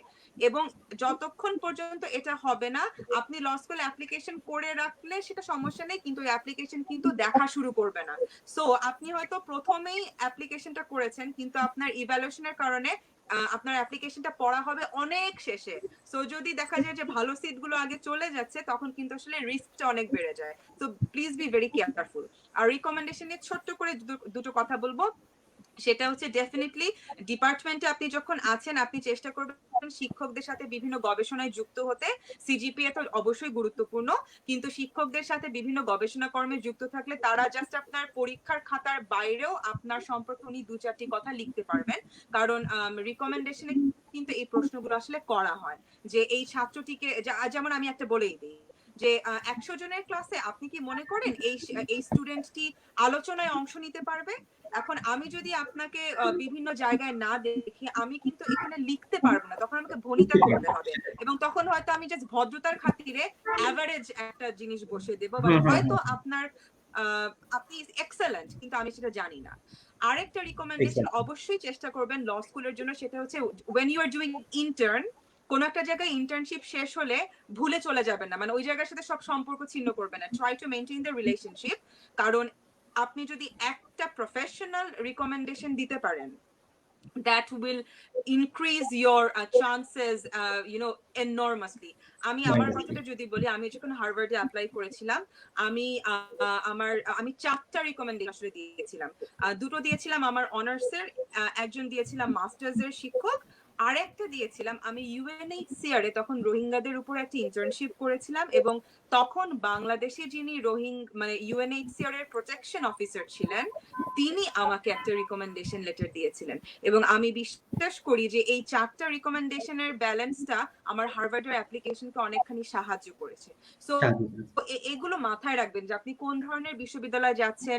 আমেরিকান ল স্কুল কিন্তু 2 ধরনের হয়, একটা বলবে যে উই প্রডিউস লয়ার্স, তো সেখানে professional recommendation letter will be very important. আর কিছু কিছু ল স্কুল তাদের ওয়েবসাইটে লিখে রাখবে, যেমন ইয়েল বলেই দিবে যে আমাদের ল স্কুলের উদ্দেশ্য হচ্ছে টিচার এবং রিসার্চার প্রডিউস করা।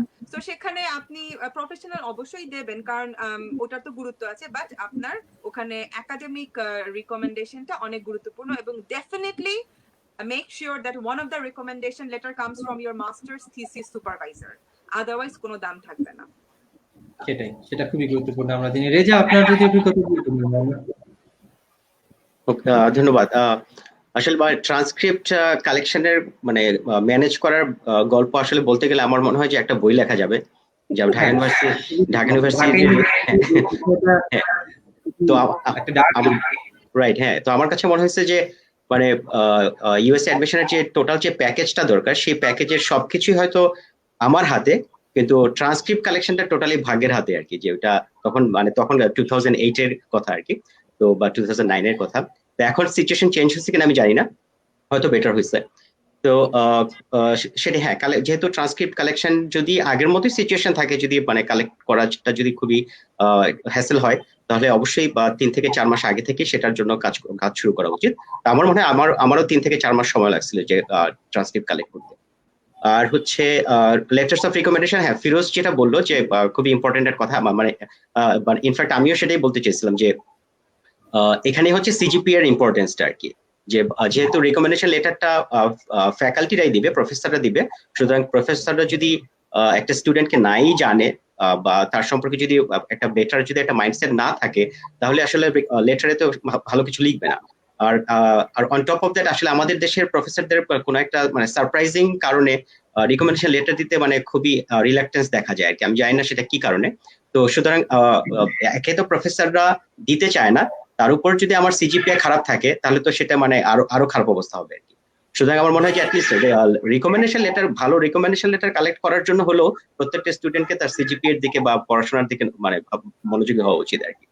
তো তারপরে আমার এক্সপিরিয়েন্স সেটাই মনে হয়েছে, যেহেতু আমার সুতরাং পার্সোনালি আমি বলতে পারি যে আমার হয়তো রেজাল্ট ভালো ছিল বলে আমার রিকমেন্ডেশন লেটার কালেক্ট করতে খুব একটা সমস্যা হয়নি, কিন্তু অনেকের ক্ষেত্রে সেই ভোগান্তিটা পোহাতে হয়েছে আর কি। সুতরাং আমার মনে হয় যে এটার জন্য হচ্ছে সিজিপিও খুবই ইম্পর্টেন্ট একটা ফ্যাক্টর হিসেবে কাজ করবে। আর ট্রান্সক্রিপ্টের কথা তো বললামই, যত আগে থেকে কাজ শুরু করা যায় সেটাই ভালো। কিছু বলবেন হিমান? হ্যাঁ, আমার মনে হয় সবকিছু অলরেডি ডিসকাস করা হয়ে গেছে এখানে। মিস অর্পিতা তারপর রেজাল্ট বলে ফেললেন সবকিছু, কিন্তু আমি একটা জিনিস অ্যাড করতে চাই which is very important, সেটা হচ্ছে যে রেকমেন্ডেশন লেটার আমরা যখন কালেক্ট করি আমাদের একটু মানে এটা যদি ওপেন থাকে তাহলে আমরা একটু যদি পড়ে দেখি, হ্যাঁ, যে আমি বলছি না যে কি লেখা আছে সেটা দ্যাটস নট ইম্পর্টেন্ট, কিন্তু ইম্পর্টেন্ট হচ্ছে যে যা কিছু লেখা ইয়েতে এটা আমার সিভির সাথে সামঞ্জস্যপূর্ণ কিনা। তো কখনো কখনো কিছু রেকমেন্ডেশন দেখা যায় যে মানে খুব ভালো বলে ফেলি যে কি বলবো যে টপ 1% এর ভিতরে সামথিং লাইক দ্যাট, কিন্তু এটা যদি সিভিতে রিফ্লেক্ট না করে, হ্যাঁ, এটা কিন্তু একটা রেড ফ্ল্যাগ তৈরি করে। সো আমি যেটা বলবো যে আমরা টিচারকে মানে বাংলাদেশে যারা অবশ্যই তারা তাদের টিচার বা তাদের আমি জানি না কোথাও কাজ করলে বস তাদের কাছে রেকমেন্ডেশন নেবে, তো আমার মনে হয় যে ওই সময়টাতে নিজের সিভিটা তাদেরকে দেয়া, হ্যাঁ, বা যদি খুব সম্ভব হয় যে এটাকে কি বলে এসওপি, স্টেটমেন্ট অফ পারপাস, যেটা এটা তাকে দেয়া যে this is what I want to do for this school, হ্যাঁ।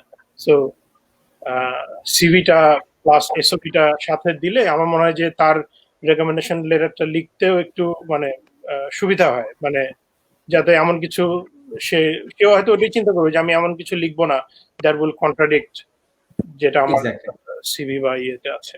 হ্যাঁ ভাইয়া, একটা কথা আমি জাস্ট অ্যাড করতে চাই, এটা উঠে আসেনি, সেটা হচ্ছে যে আমরা অনেক সময় মনে করি রিকমেন্ডেশন লেটার খুব হাইফাই মানুষের কাছ থেকে আসতে হবে। এই ধারণাটা সর্বক্ষেত্রে সত্য নয়। অবশ্যই আমি এমন একজন প্রফেসরের সাথে যদি কাজ করে থাকি যিনি স্বনামধন্য, ওটা তো অবশ্যই আমাকে সাহায্য করবে, কিন্তু আমি যদি কোনো স্বনামধন্য ব্যক্তির রেফারেন্স নেই কিন্তু তার সাথে আসলে আমি সরাসরি কাজ করিনি, ওই রেফারেন্স লেটার আমাকে কোনোভাবেই সাহায্য করবে না, কারণ উনি আমার জন্য ভাউচ করবেন না।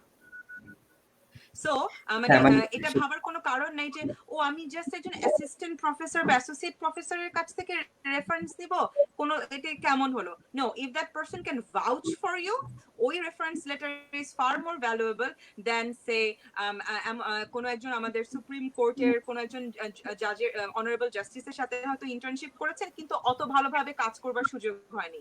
ওই ক্ষেত্রে হয়তো অনারেবল জাস্টিস সুন্দর করে লিখে দিবেন কিন্তু ওটা পড়ে বোঝা যাবে যে ইট ইজ নট ভাউচড ফর। কাজে এগুলো মাথায় রাখতে হবে যে আমরা যেন খালি নামের পেছনে না দৌড়াই। আমার মনে হয় এটা খুবই ইম্পর্টেন্ট একটা পয়েন্ট, কারণ অনেকে আমরা মনে করি যে মানে ওই প্রফেসরদের পেছনে ঘুরি যে রিকমেন্ডেশন লেটারের জন্য। তো আমার মনে হয় যে আমি একমত যে ব্যাপারটার সাথে যে মানে যাদের সাথে আমাদের কাজ করার এক্সপিরিয়েন্স আছে তাদের থেকেই নেওয়া উচিত আর কি, সেই আমাকে ভালো ইভালুয়েট করতে পারবে। আমি হয়তো এখানে একটু আসলে রেকমেন্ডেশন লেটারটা মানে দুই ধরনের হয়, একটা ডিপেন্ডেন্ট আর একটা independent recommendation. So dependent recommendation যেটা যাদের সাথে আমি কাজ করে ফেলছি, যারা আমার গ্রুপের, তাই না, তারা ম্যাক্সিমাম সময় আমাকে পার্সোনালি চেনে, তো তারা হয়তো মানে অনেক কিছুই লিখতে পারবে আমার সম্পর্কে। কিন্তু কখনো কখনো যদি এরকম হয় যে আমার খুব ভালো একটা পাবলিকেশন অলরেডি মানে আছে আর কি, হ্যাঁ, সো সেই ক্ষেত্রে হয়তো রিকমেন্ডেশন অপরিচিত কারো কাছে চাওয়া যেতে পারে ওই কাজটাকে ইয়ে করার জন্য। সে তখন করবে কি, সে তখন বলবে ওকে ফাইন, আমি এই স্টুডেন্টকে আমি চিনি না, all I know he has done a great work. সে একটা পেপার লিখছে যেটা আমি সাইট করি, হ্যাঁ, এবং তার যেই মানে কাজ এটা মানে এক্সেলেন্ট, ইটস অনলি অ্যাপ্লিকেবল যদি ওই রকম কোনো পাবলিকেশন থেকে থাকে তার, মানে দুইভাবে তুমি কাজ করো, মানে যে স্টুডেন্টটা কারোর সাথে কাজ করছে সে লিখতে পারবে, আদারওয়াইজ তার যদি একটা এক্সেলেন্ট পাবলিকেশন থাকে, হ্যাঁ, তখন কেউ একজন মানে লিখতে পারে। আদারওয়াইজ আমার মনে হয় যে সরাসরি যাদের সাথে আমরা কাজ করছি তার কাছে নেওয়াটাই আমার মনে হয় বেটার। এখন আমি একজনের কাছে রেকমেন্ডেশন চাইলাম যে আমাকে চেনে না, জানেও না, আমার সাথে কোনোদিন কাজও করেনি, সে কি লিখবে? সে রেকমেন্ডেশন রাইট। শাহনাজ শুরুর দিকে বলছিল যে আমি যদি একটু অ্যাড করি যে রিকমেন্ডেশন লেটার নিজে প্রিপেয়ার করে প্রফেসরকে দেয়া। সো আমার মানে আমি আমার সময়কালে অনেকের এরকম অভিজ্ঞতা শুনেছিলাম যে এই কাজটি করতে গিয়ে একই ইউনিভার্সিটিতে দুইজন প্রফেসর একই জায়গায় একই রেকমেন্ডেশন সাবমিট করেছেন। তো মানে এক স্টুডেন্ট সেম রেকমেন্ডেশন লেটার দুজন প্রফেসরকে দিয়েছেন এবং তারা দুজনেই সাবমিট করে দিয়েছেন জায়গায়, যার ফলে স্টুডেন্টের অ্যাডমিশনের সুযোগ হয়নি, বরং অ্যাডমিশন অফিস থেকে উল্টো ওই শিক্ষকদেরকে পাল্টা মেল করে বলা হয়েছে মানে এরকম করার কারণটা কি। স্টুডেন্টরা যারা শিক্ষকদেরকে এরকম রেকমেন্ডেশন লেটার সাপ্লাই করছো তাদের হেল্পের জন্য বা নিজের হেল্পের জন্য, নিজের জন্য অনেক সময় স্টুডেন্ট আমার কাছে পাঠায় 3 পাতা রেকমেন্ডেশন লেটার। সো মানে আমি 3 পাতা পাঠাতে তো পারি না, তো সেটাকে আমাকে অবশ্যই ট্রেন করতে হয় এবং তার জন্য যেগুলো অ্যাপ্লিকেবল সেগুলোই রাখতে হয়, এর বাইরে আমি কিছু রাখতে পারবো না, মিথ্যে কথা বলার সুযোগ নাই।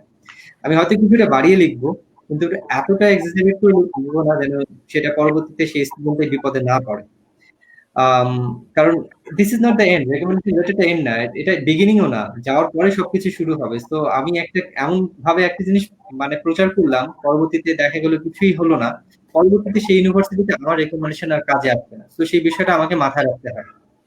আমি একটা রিকোয়েস্ট আমি এখানে করতে চাই, সেটা হচ্ছে আমি জানি লাইভটা হয়তো সবাই দেখছে, কিন্তু এই রিকোয়েস্টটা আমাদের সম্মানিত শিক্ষকদের জন্য, টিচারদের জন্য, সেটা হচ্ছে যে এটা একটা আসলে মানে একটা voluntary service, everyone does it.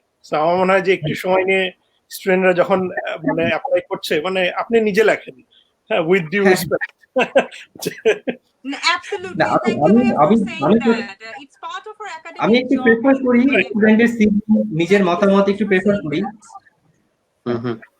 না হ্যাঁ, এই যে অর্পিতা আপুর মানে কথাটা মানে ঠিক ঠিক মানে এটা আমরা প্রফেসররা আমরা মনে করি যে এটা আমার মানে মনে করো যে এটা তার রেসপন্সিবিলিটি, কারণ আমি যখন একটা স্টুডেন্টকে পড়াচ্ছি, সেই স্টুডেন্টকে যখন হায়ার স্টাডিজ এর জন্য যাচ্ছে, এটা আমার রেসপন্সিবিলিটি যে তাকে একটা রেকমেন্ডেশন লেটার দেওয়া। এটা যে ব্যাপারটা এরকম না যে আমি তাকে ফেভার করছি, যেটা ফেভার না, এটা আপনার রেসপন্সিবিলিটি। সুতরাং আপনি যদি ওভাবে চিন্তা করেন তাহলে অবশ্যই আপনাকে প্রত্যেকটা স্টুডেন্টকে রেকমেন্ডেশন লেটার দেওয়া উচিত। আপনি যেটাই দেন, আপনি ভালো দেন বা খারাপ দেন, কিন্তু একটা স্টুডেন্ট যখন আপনার কাছে লেটার চাইবে অবশ্যই সেটা দেওয়া উচিত তাকে। মানে টুরানো এটা খুবই আমার মনে হচ্ছে পার্সোনালি আমার কাছে মনে খুবই খারাপ একটা কাজ। একটা লাইনই শেষ করতে Arekta, যাচ্ছি। please never Sorry. use someone's name as a referee if you haven't asked their permission. আমি এরকম একবার শুনেছিলাম যে হ্যাঁ, আমাকে জিজ্ঞাসা অবশ্যই না এটা করে খুবই গুরুত্বপূর্ণ। কোনো একটা জায়গায় আমার নাম দিয়ে দিয়েছে, পরে না আমি একটা ইমেল পেয়েছি and I was like এটা কিসের ইমেল, আমি তো জানি না কিছু না। তো প্লিজ এই কাজটা করবেন না, কারণ কারো নাম ব্যবহার করাটা তো আসলে তার ব্যক্তিগত গোপনীয়তার একটা ব্যাপার। আপনি প্লিজ তাদের কনসেন্টটা নিয়েই আপনার সিভিতে বা রেফারেন্স লিস্টে ওনাদের নামটা দেবেন। এটা খুব ছোট্ট একটা কাজ, একটা ইমেল, একটা টেক্সট, একটা ফোন কল, বাট না জিজ্ঞেস করে দেবেন না, এটা একটা মিনিমাম ভদ্রতা। আমার এই এক স্টুডেন্টের করোনার এই সময়কালে আমেরিকার এক স্টুডেন্টের ফান্ডিং বন্ধ হয়ে গেল, ওর ইউনিভার্সিটি থেকে প্রোগ্রাম ক্লোজ। সো তাকে হ্যাপেন টু বি মানে খুব দ্রুত সবকিছু শিফট করতে হলো। সো আমাকে ইমেল করে বললো যে স্যার আমি এই অবস্থায় আপনাকে রেফার হিসেবে ইউজ করবো। তো বললাম ওয়েল ডান, করো। পরের দিনই ইমেল আসলো, রেকমেন্ডেশন ফিল আপ করে পাঠিয়ে দিলাম এবং দেখা গেল যে 7 দিনের মধ্যে সে একটা ইউনিভার্সিটিতে ফুল ফান্ডেড পিএইচডি অপশন পেয়ে গেল। তো আমাদেরও লাইব্রেরিজ আছে, একটা স্টুডেন্ট যখন বিদেশে যাচ্ছে বা মানে গেছে, সেই বিষয়টা আমাদেরকে মাথায় রাখতে হবে। তো আমি পরবর্তী টপিকে চলে যাই, আমরা একটু দ্রুত পরের সেশন গুলো আগাবো, যদিও পরের গুলো গুরুত্বপূর্ণ। যে আমরা ট্রান্সক্রিপ্ট ম্যানেজ হয়ে গেল, সবকিছু রেডি, এরপর আমরা যেটা করি যে আমরা এবার ইউনিভার্সিটি সার্চ করি যে কোথায় আমি এমএস বা পিএইচডির জন্য অ্যাপ্লাই করব এই জায়গাটা।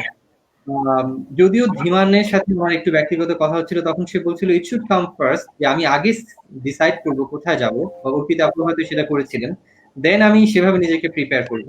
বাট ম্যাক্সিমামের ক্ষেত্রে যেহেতু বলছি যে আসলে বিষয়টা সেইভাবে যে আমি আগে জিআরই তো দিয়ে নেই, তারপরে না ইউনিভার্সিটি সার্চ করবো। তো এই সব মিলিয়ে যদি কিছু বলতেন ধীমান, আপনার অভিজ্ঞতা বা কোনটা করলে ভালো হয়? আমি বলছি যে যে ইউনিভার্সিটি সার্চ করার যে ব্যাপারটা, এটা অনেক আগে আসুক, কারণ আমি অনেকগুলো ইউনিভার্সিটি হয়তো আমাকে সার্চ করতে হবে, হ্যাঁ। এবং আমরা একটু বলে রাখি যে আমরা যে ডিসকাশন আজকে করছি, এটা মানে আমরা এমন একটা ডিসকাশন হয়তো করছি যেটা মানে অ্যাপ্লিকেবল ফর এভরিবডি, হ্যাঁ। এবং এখানে কোনো শর্টকাট নিয়ে আমরা কথা বলছি না, কিন্তু শর্টকাট থাকতে পারে, অন্য কারো এক্সপেরিয়েন্স ডিফারেন্ট হতে পারে, কিন্তু আমরা যে কথাগুলো আজকে আমরা বলছি একেবারেই জেনারেল যে প্রসিডিউর, আমার মনে হয় যেটা সবাইকে হেল্প করবে এরকম। তো আমি যেটা বলছিলাম যে ইউনিভার্সিটি সার্চ করার ব্যাপারটা, আমার মনে হয় যেটা একটু আগে আসুক, হ্যাঁ। একটু প্রথমের দিকে যে আমি যখন প্ল্যানিং শুরু করব যে হ্যাঁ আমি যাব আমি দেশের বাইরে, আমি তখন একটু নেটে বসলাম, ইউনিভার্সিটি গুলো দেখলাম, কোনো প্রফেসর যদি আমি খুঁজে পাই যে আমি যে কাজ করতে চাই সেও একরকম কাজ করছে, হ্যাঁ লিটারালি আমি হয়তো তার দু একটা পেপার হয়তো পড়ে ফেলবো at the same time, হ্যাঁ। এবং এটা কিন্তু একটা ভালো সুযোগ যে আমি কোনো একটা পেপার বললাম, পেপার পড়ে ফেললাম কোনো এক প্রফেসর, এবং if I want to ask a question, just shoot an email. এবং এটা যে কি একটা ভালো সুযোগ, এবং মানে rather than saying okay look I want to apply in your department, তোমার কাছে ফান্ডিং আছে কিনা, which is very odd, you should never ask that। এটা না করে আমি যদি কোনো একটা সায়েন্স কোয়েশ্চেন নিয়ে তার কাছে যেতে পারি বা কোনো রিসার্চ কোয়েশ্চেন নিয়ে যে fine okay professor look I red this paper, এবং আমি জানতে চাই যে তুমি এটা কি করে করছো, you will be very happy to reply that, হ্যাঁ। এবং সেই সাথে ইট উইল মানে কি বলবো ক্রিয়েট আ বন্ডিং, তাই না? নেক্সট টাইম এই স্টুডেন্টরা যখন ওই ডিপার্টমেন্টে অ্যাপ্লাই করবে এবং সে দেখবে oh my god I know this guy, তাই না? সে আমাকে এই ইমেল করে ফেলছিল ওই সময়, সো মানে ইট হেল্পস। সো আমার মনে হয় যে ইভেন দো মানে আমি যদি 1 বছর পরেও আমি প্ল্যান করি, আমি আগে থেকেই এই ইনফরমেশনটা গ্যাদার করি, এবং এই আমি যখন ছাড়বো এটা হয়তো সেকেন্ড স্টেপে আরেকবার আসতে পারে, যেটাকে আমি টাইটেলে বলছি যে সার্চিং ফর কি বলে প্রফেসরস এন্ড ইমেইলিং দেম। এটা হয়তো সেকেন্ড টাইম আসতে পারে, আমি যখন রিয়েলি সিরিয়াস, আমি সিলেক্ট করে ফেলছি okay this are the 10 schools and 10 professors that I want to মানে apply, I want to go to, তখন আমি গিয়ে অ্যাপ্লাই করতে পারি। কিন্তু এই প্ল্যানিংটা আমার আগে থেকে আসতে হবে আমার মনে হয়, হ্যাঁ। এবং একটু জিনিস মাথায় রাখা দরকার যে আমি যখন প্রফেসরকে ইমেল করছি, আমরা খুব একটা রং কোয়েশ্চেন আমরা জিজ্ঞাসা করি, সেটা হচ্ছে তোমার ফান্ডিং আছে কিনা, হ্যাঁ। এটা আমার মনে হয় যে এই জিনিসটা জিজ্ঞাসা করাটা উচিত না। প্রথম ইমেলটা হওয়া উচিত যে আমি তুমি যে কাজ করো, আমি এই কাজটা আমি এটা দেখে ফেলছি, ইটস ভেরি ইন্টারেস্টিং, আমার ভালো লাগছে, হ্যাঁ আমি এরকম কিছু করতে চাই, আমি তোমার কাছে জানতে চাই যে এরকম কোনো অপরচুনিটি আছে কিনা, হ্যাঁ। সো মানে ওয়ার্ডিংটা যেন মানে খুব সফট হয়, মানে এইভাবে আমার মনে হয় যে অ্যাপ্রোচ করা যেতে পারে। যদি শাহনেওয়াজ কিছু বলতে এই বিষয়ে। যেহেতু আমি দেখলাম যে ইউএসএ ইউনিভার্সিটিতে অ্যাপ্লাই করবার সাথে জিআরই স্কোরটা মোর দ্যান 80 to 90% ক্ষেত্রে সম্পর্কিত, সেহেতু আমার মনে হয় আগে থেকে কেউ যদি ইউনিভার্সিটি সিলেক্ট করে রাখে তাহলে অ্যাটলিস্ট জিআরই প্রিপারেশনের জন্য এটা কিছুটা হেল্পফুল হয়। কেননা জিআরইতে আসলে ভালো তো শেষ নাই, অ্যাবভ 300 সেটাও একটা ভালো স্কোর, 310 প্লাস সেটাও ভালো স্কোর, 320 প্লাসও ভালো স্কোর যার যার অ্যাবিলিটি অনুযায়ী। তো যেহেতু ইউনিভার্সিটির আগে যদি সিলেক্ট করে রাখা যায় যে মোটামুটি আনুমানিক 10টা বা 15টা ইউনিভার্সিটি সিলেক্ট করে রাখলো, সেগুলোতে এক্সপেক্টেড স্কোর এত চাই, তো তাহলে একটা টার্গেট নিয়ে প্রিপারেশন নিয়ে আছে, তো সে অবশ্যই আগে থেকে ইউনিভার্সিটি সিলেক্ট করে রাখলে সেটা হেল্পফুল হবে সব ক্ষেত্রেই, জিআরির জন্য, টোফেলের জন্য, বা আমার কোন জায়গায় ল্যাকেন্স আছে সেটা বুঝতে আমার সব সুবিধা হবে। যে হয়তো আমার সিজিপিএ কম, ইউনিভার্সিটিতে আমি যেতে যাচ্ছি, সিজিপিএ যেহেতু আমার একটু কম, তাহলে অবশ্যই আমি জিআর স্কোরটা ভালো করি, অথবা আমার পাবলিকেশন করবো একটা চেষ্টা করি, পাবলিকেশন করলে আমার যেহেতু দেখা গেল যে আমার জিআরই দেওয়া শেষ, সিজিপিএ তো আর চেঞ্জ করার সুযোগ নাই, কিন্তু দেখা যাচ্ছে যে আমি রিসার্চের সাথে জড়িত আছি, তো আমি যদি পাবলিকেশনের জন্য হার্ড অ্যান্ড সোল ট্রাই করি, হয়তো একটা পাবলিকেশন হতে পারে, অবশ্যই সেটা হেল্প করবে। তাই আগে থেকে সিলেক্ট করে রাখলে এটা টোটাল প্রিপারেশনের জন্য একটু হেল্পফুল হবে। কল্পিতা আপু, আপনি যদি কিছু বলতেন, যদিও আপনি মাস্টার্স করতেছেন, মাস্টার্স পর্যন্ত সীমাবদ্ধ থাকবো, আপনার মাস্টার্স এর অভিজ্ঞতা যদি বলতেন সেক্ষেত্রে ইউনিভার্সিটি সার্চ করার বিষয়ে।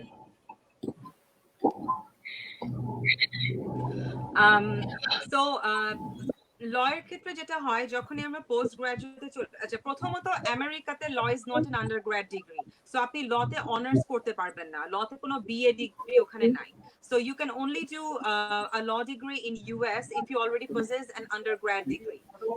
এটা আমাদের মাথায় রাখতে হবে প্রথমত। দ্বিতীয়ত পোস্ট গ্রাজুয়েশনের কথা যেহেতু মানে গ্রাজুয়েশনের কথা যেহেতু আমরা বলছি, এখানে দেখতে হবে দুভাবে আমরা ডিগ্রিটা নিতে পারি। একটা হচ্ছে just general law, so it will be LLM general law, কোনো স্পেসিফিক এরিয়া না। আরেকটা হতে পারে যে আপনি কোনো একটা স্পেসিফিক জায়গা মানে কোনো একটা এরিয়া অফ ল নিয়ে কাজ করতে চান, যেমন development law or financial law, so it will depend on what you want to study. আপনি যদি স্পেসিফিক এরিয়া অফ ল নিয়ে পড়াশোনা করতে চান, you have to look which universities are reputed for those kind of legal studies. যেমন ধরুন আমেরিকাতে যদি আমরা ল অ্যান্ড অ্যানথ্রোপোলজি নিয়ে গবেষণা করতে চাই, then NYU is very good. এখন কেউ যদি আবার বলে যে না আমি ফাইন্যান্সিয়াল ল নিয়ে পড়তে চাই, then NYU might not be the best place to go. একইভাবে ইংল্যান্ডেও এরকম আমরা দেখি। সো ল স্কুলের সার্চিংটা আমি এই জন্য কিছুটা আগে রাখবো। আই উড সে নট আগে, সাইমালটেনিয়াসলি আপনি নিজের টেস্টিং গুলো করুন, পাশাপাশি আপনি খুঁজতে থাকুন আপনি কোথায় করতে চান। জেন্ডার স্টাডিজ এর জন্য এক ধরনের ভালো। আবার ধরুন ল এন্ড রিলিজিয়ন নিয়ে কেউ যদি পড়তে চায়, এমোরি is a very good school for that. এখন এমোরির কথা হয়তো অনেকে প্রথমে আনবেই না যে এমোরি কেন রে ভাই, but that's not the point. Point is আপনি তো law and religion নিয়ে পড়তে চান, so you have to go to Emory. আবার কেউ যদি ক্লিনিক্যাল লিগ্যাল এডুকেশন নিয়ে কাজ করতে চায়, অর্থাৎ ল এর প্র্যাকটিক্যাল সাইড গুলো নিয়ে, then Harvard is fantastic. Georgetown University is fantastic. মানে Georgetown তো it's famous for street law, it's famous for its clinical legal education programs. So আপনি যদি জর্জটাউনে যান, then no one would ever like ask you second time যে তুমি কি শিখছো street ল বা clinical legal education নিয়ে। সো দ্যাটস ভেরি ইম্পর্টেন্ট, এই জিনিসটা মাথায় রাখতে হবে আর কি। পিএইচডি এর ক্ষেত্রে আমি ছোট্ট করে বলবো, সেটা হচ্ছে যে মাস্টার্স এর জন্য যদিও প্রফেসর গুরুত্বপূর্ণ না, পিএইচডি তে এটা খুবই গুরুত্বপূর্ণ, যেটা ভাইয়ারা বললেন।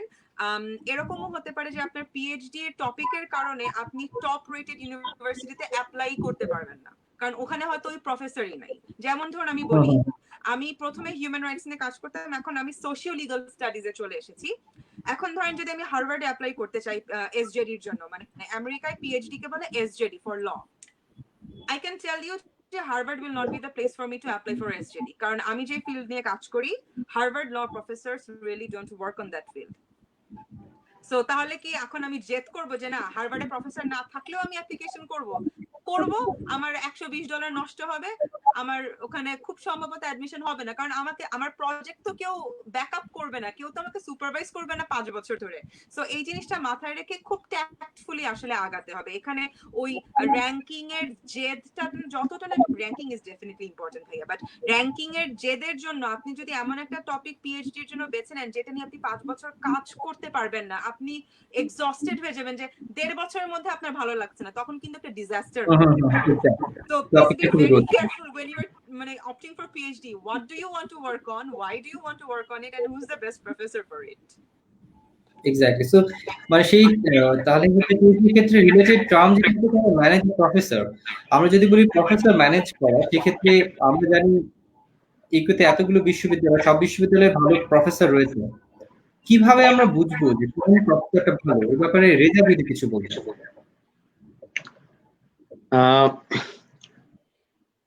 আসলে প্রফেসর ম্যানেজ করার ব্যাপারটা ইউএসএ তে আসলে মাল্টিপল ওয়েতে কাজ করে, মানে মাল্টিপল অ্যাপ্রোচ থাকতে পারে এবং প্রত্যেকটা অ্যাপ্রোচে আসলে কাজ করে।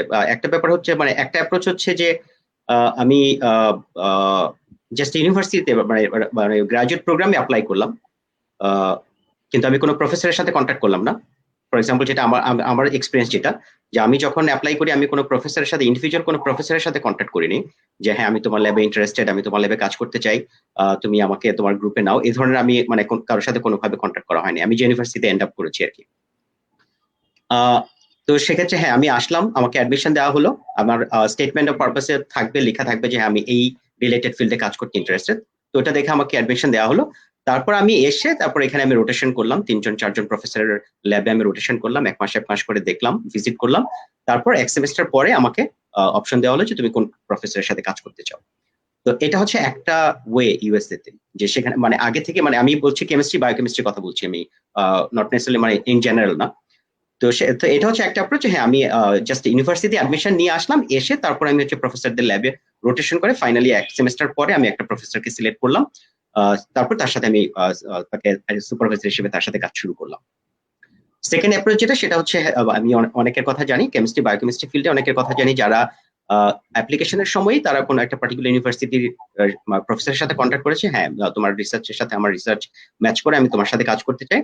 তো ওই প্রফেসর হচ্ছে তখন তাকে যদি আসলেই ম্যাচ করে যে হ্যাঁ আমি তোমাকে নিতে ইন্টারেস্টেড, তুমি অ্যাপ্লাই করো, আমি তোমাকে সব ধরনের হেল্প করবো।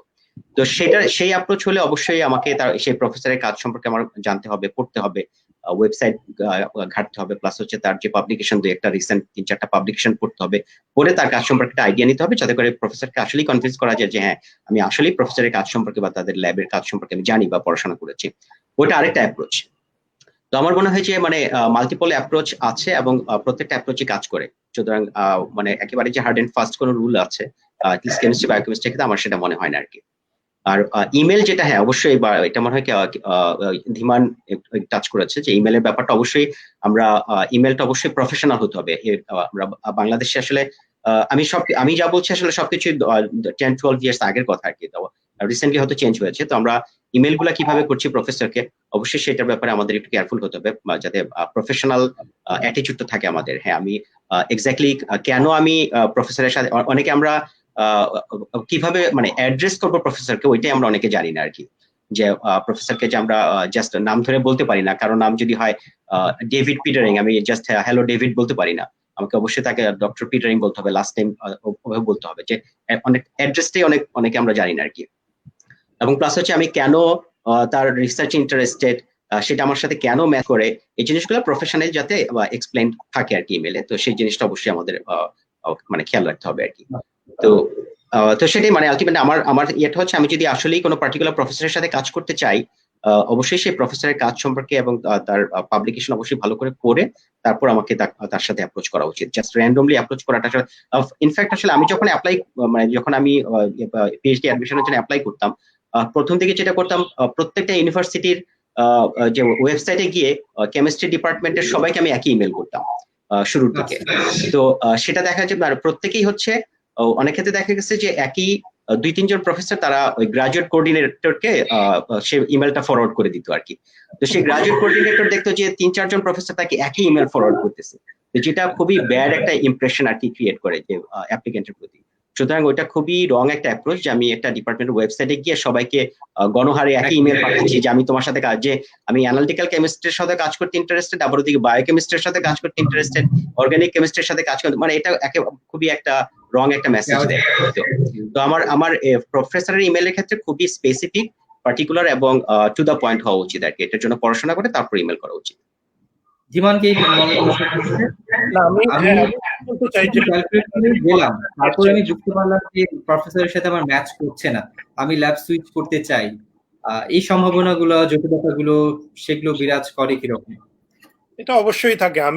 আমি একটু তার আগে একটু বলে নিই, যেটা রেজা বলছিল, this is a very good point, যেটা আমাদের আসলে একটু মনে হয় মানে ডিসকাস মানে করা উচিত ছিল আগে। সেটা হচ্ছে যে ভর্তি প্রক্রিয়া, এখানে রেজা যেটা বললেন আর কি, যে এখানে কিন্তু দুইটা জিনিস হয়। হ্যাঁ, either you apply to the graduate program, or তুমি হচ্ছে কোনো একটা প্রফেসরের আন্ডারে তুমি অ্যাপ্লাই করো। হ্যাঁ, ডিফারেন্স যেটা হচ্ছে সেটা হচ্ছে যে আমি যদি সরাসরি গ্রাজুয়েট প্রোগ্রামে অ্যাপ্লাই করি, I will be funded by a fellowship from the department. তো ওই জিনিসটা অবশ্যই বেশ ভালো। আমার ক্রিডেন্সিয়াল যদি ভালো থাকে, I would always prefer that. হ্যাঁ, সেটার একটা ভালো দিক আছে আর কি।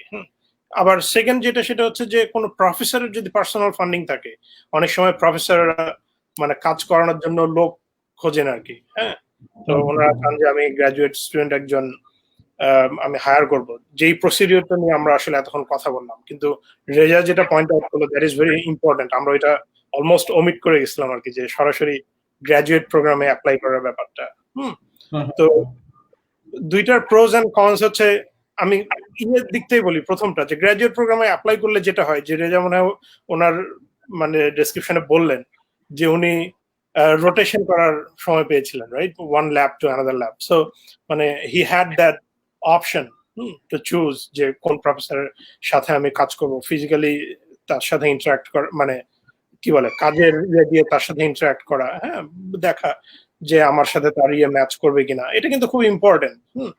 আর সেকেন্ড কেস যেটা, যে সরাসরি আমি প্রফেসরের কাছে যাই, তখন কিন্তু একটু লিমিটেড হয়ে যায়, because I am funded by মানে হিজ অর হার কি বলবো যে ওন প্রজেক্ট, তাই না? সো আমার যদি খারাপ নাও লাগে, তখন অফকোর্স ফ্রিডম, আমি ওখান থেকে চলে যেতে পারি, কিন্তু একটু মানে ফ্রিডম কম থাকে আর কি। আর প্রথম অপশন যেটা, এটা কিন্তু এখানে গ্রাজুয়েট স্কুলে ইউএসএ তে সব স্টুডেন্টরা কিন্তু ওটা মানে ফলো করে। ওরা প্রোগ্রামে অ্যাপ্লাই করার পর ওরা ভর্তি হয়, তারপর একদিন ওরা ইউনিভার্সিটিতে আসে, যেদিন নিউ স্টুডেন্ট কি বলে ডে বলে ওরা, ওই দিন সবাই ওরা ডিপার্টমেন্টে আসে, এসে মানে প্রফেসরদের সাথে কথাবার্তা বলে, হ্যাঁ, তারপর ওই ফাঁকে দু একটা স্টুডেন্টের সাথেও কথা বলে। ওরা সবসময় খোঁজে একজন আউটস্পোকেন স্টুডেন্ট, হ্যাঁ, যাকে মানে একজনের সম্পর্কে জিজ্ঞাসা করলে 10 জন প্রফেসর সম্পর্কে সবকিছু বলে দিবে এরকম। তো ওরা একটা আইডিয়া নিতে চায় আর কি প্রফেসর সম্পর্কে, যে স্টুডেন্টরা আসলে ভালো বলতে পারবে প্রফেসররা ঠিক কিরকম কিরকম হয়। সো ওরা এই কাজটা কিন্তু করে। সো প্যাথ এখানে ডেফিনেটলি দুইটা, একটা হচ্ছে যে ফেলোশিপ প্রোগ্রামে যাওয়া, আর আর হচ্ছে ইয়েতে যাওয়া, এটাকে কি বলে, যে সরাসরি প্রফেসরের কাছে অ্যাপ্লাই করা। এখন কোশ্চেন হচ্ছে আমি গেলাম, আমার ভালো লাগলো না, কি করি? আমার মনে হয় যে প্রথম অপশন, আমি যদি ফেলোশিপ নিয়ে যাই, আই হ্যাভ ফুল ফ্রিডম। আমার যদি ভালো না লাগে প্রফেসরের সাথে, আমি গ্রাজুয়েট অ্যাডভাইজার যে তার সাথে আমি কথা বলবো যে দেখো, আমার মনে হয় যে আমি যেরকম মানে চিন্তা করেছিলাম, হ্যাঁ, মানে সেই রকম আমি দেখছি না, হ্যাঁ, এখন সো আমি এটা সুইচ করতে চাই। I think it's very easy. আর সেকেন্ড অপশনটায় যে যদি কোনো প্রফেসরের ফান্ডিং নিয়ে আমি থাকি, সেক্ষেত্রে একটু মনে হয় চিন্তা ভাবনা করার ব্যাপার আছে, বিকজ ইফ ইউ টেল যে তাকে যে দেখো আমি তোমার সাথে কাজ করবো না, দ্যাট মিনস তোমার নেক্সট ডে থেকে তোমার ফান্ডিং অফ। সো তুমি যদি ওটা করতে চাও, আমার মনে হয় যে ইন দ্য মিন টাইম তোমার সেকেন্ড অপশন কি, এটা তুমি রেডি রাখো। হ্যাঁ, তুমি কি মানে কি বলে ডিপার্টমেন্ট তোমাকে ফান্ডিং করবে, নাকি অন্য কোনো প্রফেসর তোমাকে তার ল্যাবে মানে নিতে রাজি আছে কিনা, এই জিনিসটা ইয়ে থাকা জরুরি। বাট আমি একটা জিনিস বলি, যারা এখনো এখানে স্টুডেন্ট আছে, মানে আমি তো পিএইচডি শেষ করে ফেলছি, এবং আমার সময় আমি দেখলাম অ্যাটলিস্ট আমি বলবো যে 5 জনকে তারা প্রোগ্রাম ছেড়ে যেতে। হ্যাঁ, so it happens all the time, right? এটা শুধু এখানে না, ইভেন কলম্বিয়া ইউনিভার্সিটিতে না, ইভেন এমআইটিতেও, সব জায়গায়, হ্যাঁ, এই ঘটনাটা সবসময় ঘটে যে এখানকার স্টুডেন্টরা আবার একটু আরেকটু বেশি ওরা যে কোনো কিছু আমার ভালো না লাগলে আমি কাজ করবো না, তাই না, আমি চলে যাবো এই জায়গা থেকে। So it happens all the time. শুধু আমার মনে হয় যে চিন্তা ভাবনা করে ডিসিশন নেওয়ার ব্যাপার আছে ওই সময়টাতে। এগেইন আমি বলছি, যদি তুমি ফেলোশিপে থাকো, it's probably easy, go and talk to your graduate advisor, মানে they will find something. এটা একটা ইম্পর্টেন্ট পয়েন্ট, মানে সরি আমি ইন্টারাপ্ট করার জন্য, যে প্লিজ, যে আমি কোন একটা প্রফেসরের সাথে কন্ট্যাক্ট করে আসলাম, এটা নট নেসেসারিলি যে ওই প্রফেসরের সাথে আমার মানে রেস্ট অফ দ্য লাইফ আমাকে থাকতেই হবে আর কি, যে আমি প্রফেসরের সাথে মানে ওয়ার্কআউট করতেছে না, যে ল্যাব বা রিসার্চ ওটা কাজ করছে না, বা প্রফেসরের অ্যাটিটিউড আমার ভালো লাগতেছে না, 1-2 সেমিস্টার 3 সেমিস্টার পরে ল্যাব সুইচ করা, এটা আসলে খুব একটা আনকমন না ইউএসএ তে। সুতরাং আমি আগে থেকে কন্ট্যাক্ট করে কোনো প্রফেসরের সাথে কাজ ল্যাবে আসি, কিংবা এখানে আসার পরে তারপর কোনো একটা প্রফেসরের ল্যাবে জয়েন করি, তো দুই ক্ষেত্রে আসলে যে প্রফেসরের সাথে যদি ওয়ার্কআউট না করে, সেক্ষেত্রে আমরা ল্যাব সুইচ করাটা আসলে খুব আনকমন না। যদিও সেক্ষেত্রে নতুন ল্যাবে গিয়ে আবার স্টার্ট ওভার করতে হয়, নতুন কিছু সবকিছু নতুন ভাবে শুরু করতে হয়, ওটা একটা ব্যাক। ভাই আমার একটা প্রশ্ন ছিল আর কি, সেটা হচ্ছে ভাই, মানে ল্যাবের কথাটা যদি একটু বাদ দেই, মানে কারণ আমাদের তো ল্যাব থাকে না, বাট ধরেন যেটা আপনি বললেন যে একজন প্রফেসরের সাথেই আমাকে সারা জীবন থাকতে হবে না, বাট মানে সো আমি যদি ধরেন কোনো হিউম্যানিটিজ এর স্টুডেন্ট একজন প্রফেসরের সাথে তার এসজিডি বা পিএইচডি শুরু করলো, এন্ড দেন তার মনে হচ্ছে যে this professor is not a good match, maybe not supportive, অথবা তার ইন্টারেস্ট কিছুটা চেঞ্জ হয়ে যাচ্ছে, সে যদি নতুন একটা ইউনিভার্সিটিতে অ্যাপ্লাই করতে চায় while that person is already in a PhD program, সেক্ষেত্রে কি মানে এনমিটির কারণে তার ক্যারিয়ারের উপরে কতটুকু সমস্যা হতে পারে? ওয়েল, আমি মানে আমার পার্সোনালি আমি দুই একটা এক্সাম্পল জানি যারা ইউনিভার্সিটি সুইচ করেছে, যে মানে একটা ইউনিভার্সিটিতে পিএইচডি প্রোগ্রামে ছিল, ওয়ার্কআউট করছে না, তো সে অন্য জায়গায় সুইচ করেছে, কিন্তু ওটা আসলে মানে একটু ডিফিকাল্ট, কারণ আমি একই প্রোগ্রামের অন্য প্রফেসরের সাথে কাছে সুইচ করা আর ইউনিভার্সিটি চেঞ্জ করাটা একটু ডিফিকাল্ট হবে, কারণ নতুন একটা ইউনিভার্সিটিতে যখন আমি অ্যাপ্লাই করবো, তো স্বাভাবিকভাবে ওরা আগের ইউনিভার্সিটিতে বা গ্রাজুয়েট প্রোগ্রামে সাধারণত কন্ট্যাক্ট করে যে হ্যাঁ, একটা স্টুডেন্ট ওই প্রোগ্রাম ছেড়ে চলে আসছে, আসলে এক্স্যাক্টলি রিজনটা কি। তো এটা কমন ব্যাপার যে ওরা কন্ট্যাক্ট করবে আর কি। তো সেক্ষেত্রে যদি নেগেটিভ একটা ইমপ্রেশন পাওয়া গেছে, স্বাভাবিকভাবে দেখা যায় যে সেটা একটা ব্যাড একটা মেসেজ যায় আর কি। তো মানে কিন্তু ব্যাপার একেবারে যে হয় না তা না, আমি জানি কয়েকজনকে জানি যারা ওটা হয়েছে, কিন্তু ওটা একটু less common than switching to a different professor in the same group আর same program. Right. So that means that science and social science this will be a very big point of difference. যে science এ lab switching করাটা আর social science এ institute switching করাটা এই দুটোকে Exactly. আমরা সমানভাবে দেখা উচিত হবে। না না না না না আমার মনে হয় সরি আমি একটু ইন্টারাপ্ট করলাম। আমার মনে হয় যে আমি যে নতুন যে স্কুলে যাই আমি মানে টু বি সেফ আমি যদি ডিসক্লোজ করি যে সবকিছু লিখতে হবে না আমাকে, আই উড জাস্ট রাইট যে আমি এই স্কুলে এই প্রোগ্রামে ছিলাম, তারপরে আমার ভালো লাগেনি, হ্যাঁ দ্যাটস এনাফ। এই একটা জিনিস ডিসক্লোজ করলে আমি নতুন যেখানে প্রোগ্রাম করছি আমাকে বলতে হবে না যে ওখানে দোষ কার ছিল, আমার না প্রফেসরের। আমি জাস্ট বলবো যে আমি ওই প্রোগ্রামে ছিলাম, আমার ভালো লাগেনি। এটা যেহেতু খুব কমন এটা, হ্যাঁ। এবং আমার মনে হয় যে পরের ঘটনাটা এখানে হালকা রিস্ক থাকে, কিন্তু আমার মনে হয় যে এটা এভরিওয়ান আন্ডারস্ট্যান্ডস দিস, হ্যাঁ, যে কি ঘটে এখানে, যেহেতু স্কুলটাতে অনেকক্ষণ আমরা এক জায়গায় আছি। পরের টাইটেলটা যেটা ছিল সেটা হলো select universities and fill up the online application. আমার মনে হয় এটা প্রত্যেকটা বিশ্ববিদ্যালয়ের আলাদা আলাদা গাইডলাইন আছে, তো আমরা এখানে স্টিক করছি না। এখানে আমাদের নিজেদের মানে আলাদাভাবে আর কিছু দেওয়ার নাই, আমরা অলরেডি কথা বলেছি আমরা কিভাবে ইউনিভার্সিটি সিলেক্ট করবো। নেক্সট টাইটেল যেটা বা টপিক যেটা সেটা খুব ইম্পর্টেন্ট আমার কাছে মনে হয়, স্টেটমেন্ট অফ পারপাস। মানে খুবই একটা গুরুত্বপূর্ণ বিষয়। যদি শাহনেওয়াজকে কিছু বলতে হতো যে তার ক্ষেত্রে এটা কতটা গুরুত্ব রেখেছে এবং সেই চ্যালেঞ্জটা কিভাবে মোকাবেলা করছে। শাহনেওয়াজ। স্টেটমেন্ট অফ পারপাস এটা খুবই গুরুত্বপূর্ণ। ইউএসএ ইউনিভার্সিটিতে ওরা যে কয়েকটা জিনিস দেখে একজন স্টুডেন্টের প্রোফাইল ইভ্যালুয়েট করে, তার মধ্যে এটা অনেক গুরুত্বপূর্ণ একটা জিনিস। স্টেটমেন্ট অফ পারপাসের অনেকগুলো মোটামুটি গুগলে সার্চ করলে অনেকগুলো ফরম্যাট পাওয়া যায়, প্রত্যেকটা সাবজেক্ট ওয়াইজ এগুলো ভিন্ন। যেমন আমি যদি গুগলে সার্চ করি statement of purpose for US university biological science একটা পাওয়া যাবে, ম্যাথমেটিক্স অথবা ইঞ্জিনিয়ারিং এর জন্য বা সোশ্যাল সায়েন্স, প্রত্যেকটা সাবজেক্টের জন্য এগুলো আলাদা আলাদা, তবে এটা একটা নির্দিষ্ট ফরম্যাট আছে। যেমন আমার ক্ষেত্রে যদি আমি বলি, আমি আমার সিভিতে যা লিখেছি, আমার রিসার্চ এক্সপিরিয়েন্স যা, আমার থিসিসের কাজের যেটা ছিল, প্লাস আমি যে ইউনিভার্সিটিতে যে ডিপার্টমেন্টে অ্যাপ্লাই করতেছিলাম সেখানকার কিছু রিকোয়ারমেন্ট ছিল। প্রত্যেকটা ইউনিভার্সিটি ডিপার্টমেন্ট ওয়াইজে ওদের কিছু পয়েন্ট আকারে লেখা থাকে যে স্টেটমেন্ট অফ পারপাসে তোমরা কি লিখবে। তো প্রত্যেকটা জিনিস একসাথে কম্বাইন করে তারপর একটা স্টেটমেন্ট অফ পারপাস বা এসওপি তৈরি করতে হয়।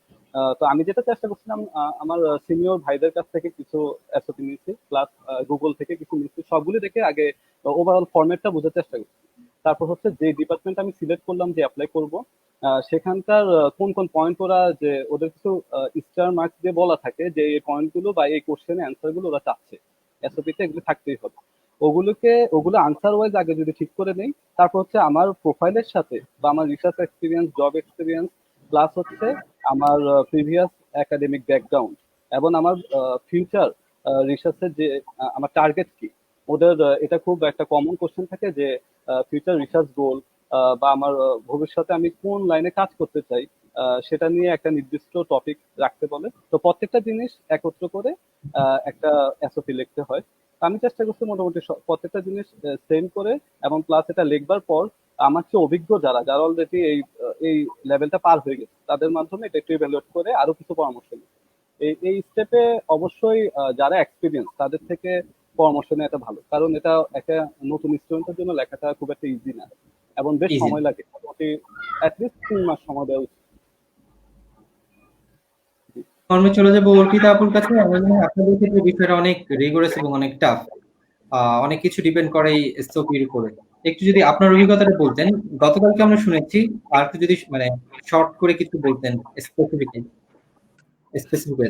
আচ্ছা, so definitely প্রথমত law স্কুলের ক্ষেত্রে it varies from school to school. All the schools will not have the same type of requirement. Statement of purpose জিনিসটা হয়তো কমন থাকবে, but different schools will ask to highlight different issues in your statement of purpose. So please be very careful. আপনি একটা standard জিনিস লিখে টুইক করতে পারেন, but সেই টুইকিংটা যেন খুব স্মার্ট হয় সেটা মাথায় রাখতে হবে। এবং এখানে মাস্টার্স আর পিএইচডি এর ক্ষেত্রে একটা পার্থক্য আছে। মাস্টার্সে হার্ভার্ডে যেটা করতে হয় সেটা হচ্ছে যে একটা হচ্ছে general statement of purpose, why should Harvard take you. So rather than আপনি কেন হার্ভার্ডে পড়তে চান এটা না বলে আপনাকে বলতে হবে যে আপনাকে নিলে হার্ভার্ডের কি সুবিধা হবে, হার্ভার্ডের প্রোফাইল কিভাবে এতে এনরিচড হবে, এটা আপনাকে বোঝাতে হবে। পাশাপাশি আপনি নিজে শিক্ষার্থী হিসেবে কতটুকু হার্ভার্ডের কাছ থেকে এক্সট্রাক্ট করতে পারবেন সেটার একটা ছাপ পেতে হবে।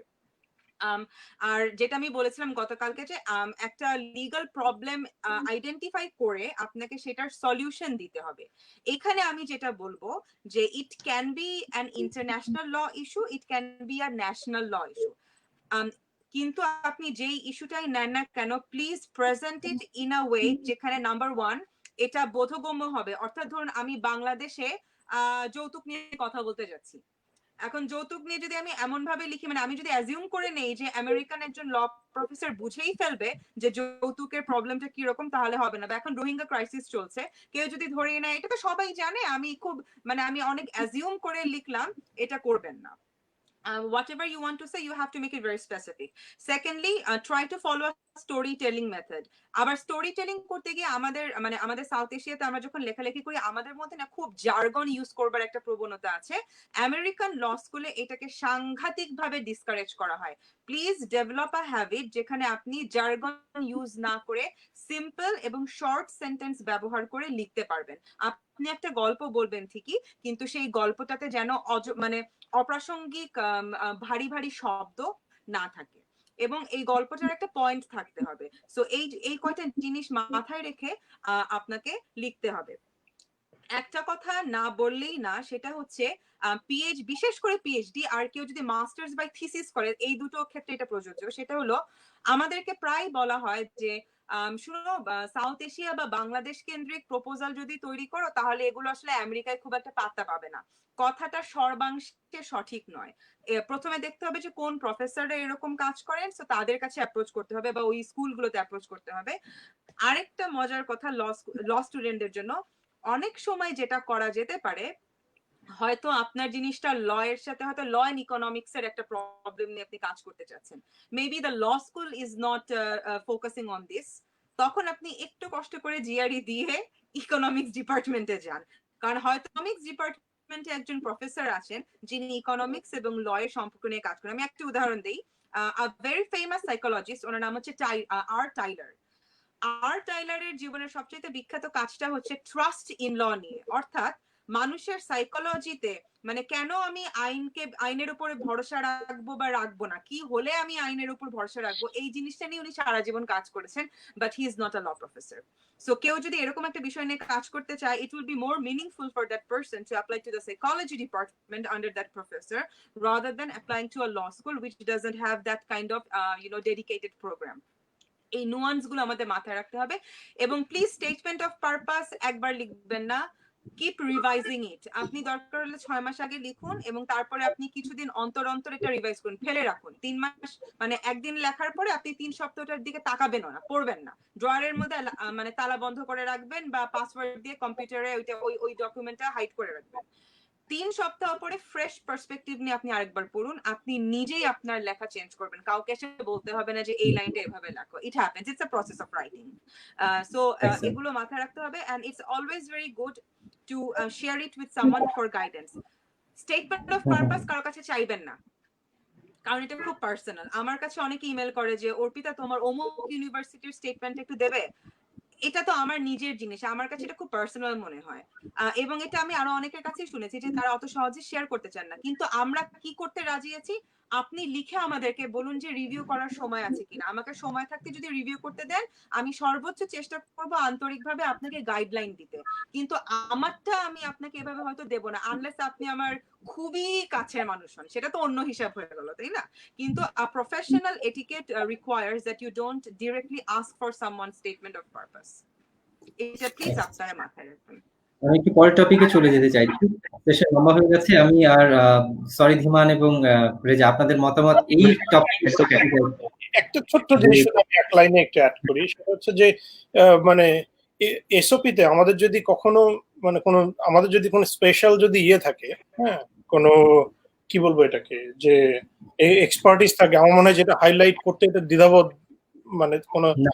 বিভক্তি থাকার কথা না, which is very important, তাই না? আমি শুধু একটা এক্সাম্পল দেবো আমার এই মানে এই পোস্ট ডকের যে এসওপি আমি যেটা লিখি, তো যেটা আমার অ্যাডভাইজার আমাকে বলে যে আমি এটা ওপেন করার পরে আমি এটা দেখি, আমি এটা পড়ে ফেলছি ওই জায়গায়, কারণ আমি এটা বোল্ড করে ওইখানে মানে এটা কি বলবো যে ক্যাপস লক দিয়ে লিখে ফেলছিলাম যে আমি কি কি পারি, যে আমি প্রোগ্রামিং কি কি পারি, আমি মডেলিং কি কি পারি, কন্টিনিউয়াস মডেলিং।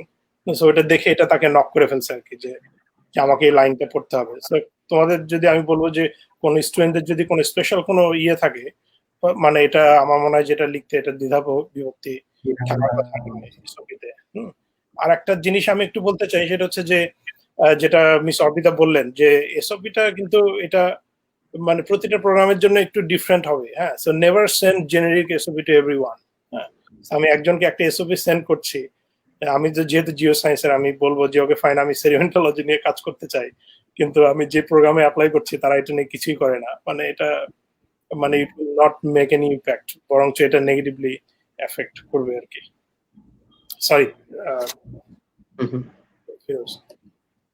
ওকে, সো আমি পরবর্তী টপিকে যেটা যেতে চাচ্ছি, আসলে get admission with full tuition waiver plus RA and TA.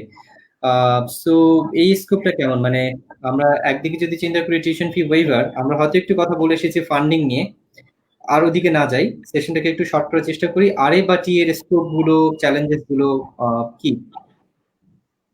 শুধু আরএ আর টি নিয়ে কথা বলি। ধীমান যদি ধীমান রেজা বলেন, রেজা অনেকক্ষণ ধরে খারাপ করে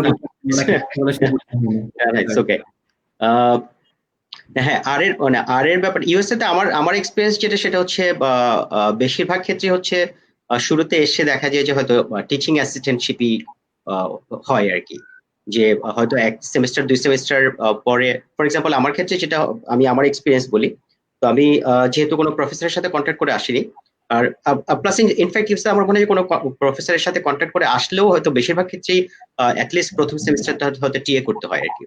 তো হ্যাঁ, আমি তো প্রথমে এসেই প্রথম সেমিস্টার টিএ যেহেতু প্রথম সেমিস্টারটা আসলে রোটেশন করতে হয়। আমি যে স্কুলে ছিলাম, তো সেই স্কুলে 3জন প্রফেসরের সাথে রোটেশন করতে হয় প্রথম সেমিস্টারটা 1 মাস করে। সেই জন্য প্রথম সেমিস্টারটাতে কোনো সুপারভাইজার থাকে না আর কি, মানে অ্যাটলিস্ট কোনো রিসার্চ সুপারভাইজার থাকে না। তো সেই জন্য আমার কোনো ওইভাবে কোনো রিসার্চ অ্যাসিস্ট্যান্টশিপ পাওয়াটাও আসলে পাওয়ারও কথা না, যেহেতু আমার কোনো সুপারভাইজারই নেই। তো সেই জন্য প্রথম সেমিস্টারটা আমাকে টিএ করতে হয়েছিল। তো তারপর হচ্ছে প্রথম সেমিস্টার পর, যখন রোটেশনের পর আমি ফাইনালি একজন প্রফেসর চুজ করলাম, যে হ্যাঁ আমি এই প্রফেসরের সাথে, ইনফ্যাক্ট আসলে মানে 3জন প্রফেসরের নাম দিতে হয়, যে আমি first choice, second choice, third choice. তো আমার ফার্স্ট চয়েস, সেকেন্ড চয়েস মানে আমার ব্যাড লাক বলতে হবে, তারা কেউই আমাকে আসলে নেয়নি আর কি তাদের ল্যাবে। কারণ হচ্ছে আমার প্ল্যানটাই ছিল আমি ইউএসএ দেশে, যদি আমার কেমিস্ট্রি ব্যাকগ্রাউন্ড ছিল, আমার প্ল্যান ছিল ইউএসএ দেশে আমি মানে বায়ো রিলেটেড রিসার্চ করবো।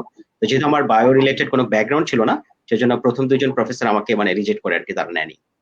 তো এনিওয়ে থার্ড প্রফেসর আমাকে তার গ্রুপে নেয়। তো কিন্তু ইনফ্যাক্ট সেকেন্ড সেমিস্টারটাও আমি টিএ করি আর কি। তো আর এটা আসলে ডিপেন্ড করে টোটালি হচ্ছে প্রফেসরের ফান্ডিং আছে কিনা। তো ব্যাপারটা এরকম না যে প্রফেসর রিসার্চ করছে মানেই তার ফান্ডিং আছে, অ্যাটলিস্ট কেমিস্ট্রি বা কেমিস্ট্রিতে, যে তার হয়তো মানে অত ফান্ডিং না, হয়তো অল্প ফান্ডিং আছে, সেক্ষেত্রে হয়তো তার সে গ্রুপের কয়েকজনকে হয়তো আরএ দিচ্ছে, বাকিদেরকে হয়তো টিএ করতে হচ্ছে। তো আমার এক্সপিরিয়েন্স হচ্ছে বেশিরভাগ ক্ষেত্রেই এসে হয়তো 1 সেমিস্টার 2 সেমিস্টার টিএ করতে হয়, তারপর হচ্ছে হয়তো সে যদি ফান্ডিং থাকে তখন সে আরএ করে। আমি এরকম দেখেছি যে হয়তো মানে পুরো থ্রু আউট মানে রিসার্চ বা পিএইচডি সে পুরো সময়টাই হয়তো টিএ করেছে আর কি, টিএ করেই সে পিএইচডি করেছে, এক্সেপশন মানে আনকমন না। সো এর পরবর্তী স্টেপে চলে যাই, আমি একটু শর্ট করতে চাইছি, অনেক লম্বা হয়ে গেছে। সো এরপরে হচ্ছে ভিসা নেওয়া এবং পরবর্তীতে ফ্লাই করে চলে যাওয়া।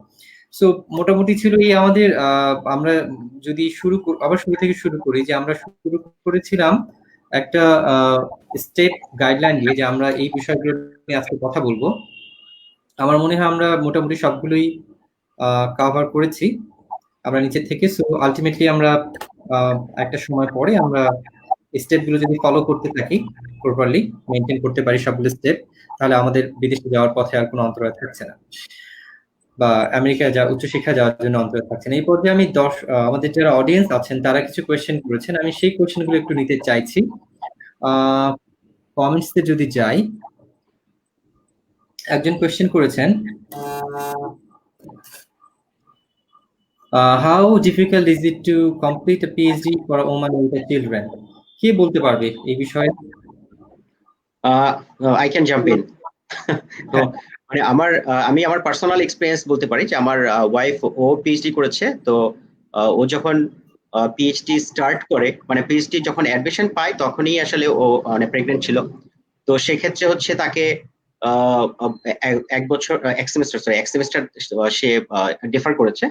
তো তার স্টার্ট করার কথা ছিল 2012 ফল থেকে, কিন্তু আমাদের যেহেতু বেবি জিও ছিল, তো সেক্ষেত্রে আমাদের হচ্ছে এক সেমিস্টার রেফার করে 2013 স্প্রিং থেকে স্টার্ট করেছে। তো আমি যেটা বলবো যে হ্যাঁ, মানে বেবি নিয়ে পিএইচডি প্রোগ্রাম অবশ্যই এটা টাফ জব, এটা মানে নো ডাউট। সেক্ষেত্রে কিন্তু সেটা যে ইম্পসিবল তা না। আমি এখানে অনেককেই দেখেছি, মানে মানে আমরা মানে সত্যি কথা বলতে আমরা মানে লাইফের এরকম একটা স্টেজে আমরা এখানে আসি যে এবং পিএইচডি প্রোগ্রামটা তখন চলতে থাকে, যে বেশিরভাগ ক্ষেত্রে তখনই দেখা যায় যে আমরা বাবা বা মা হই আর কি, মানে বেবি হয়। তবে এখানে একটু বিষয় যেটা আমি এখানে জানতে চাই, যে একজন ওখানে গিয়ে পিএইচডি শুরু করে মাদার বা ফাদার হলেন, সেটা একটা বিষয়। আরেকজন বাংলাদেশ থেকেই যদি একটা ছোট্ট বাচ্চা নিয়ে যেতে চান, সেটা 1 বছর হোক বা 6 মাস হোক বা 2 বছর হোক, তার ক্ষেত্রে চ্যালেঞ্জেস গুলো কেমন? একটা নতুন সোসাইটিতে গিয়ে সবকিছু অ্যাডাপ্ট করে নিয়ে এই বাচ্চাটা নতুন একটা এনভায়রনমেন্টে, মানে বাচ্চার ফ্যাসিলিটিসটা কি, তাকে কোথায় রাখতে হবে, কি করতে হবে, বিষয়টা কিরকম আসে? হ্যাঁ, এখানে আমি আমি অ্যাটলিস্ট আমি যে ইউনিভার্সিটিতে ছিলাম সেই ইউনিভার্সিটির নিজস্ব ডে কেয়ার থাকে। তো ওখানে দেখা যায় যে ইউনিভার্সিটির যারা এমপ্লয়ি প্লাস হচ্ছে গ্রাজুয়েট স্টুডেন্ট, তাদের বাচ্চারা ওখানে ডে কেয়ারে থাকে।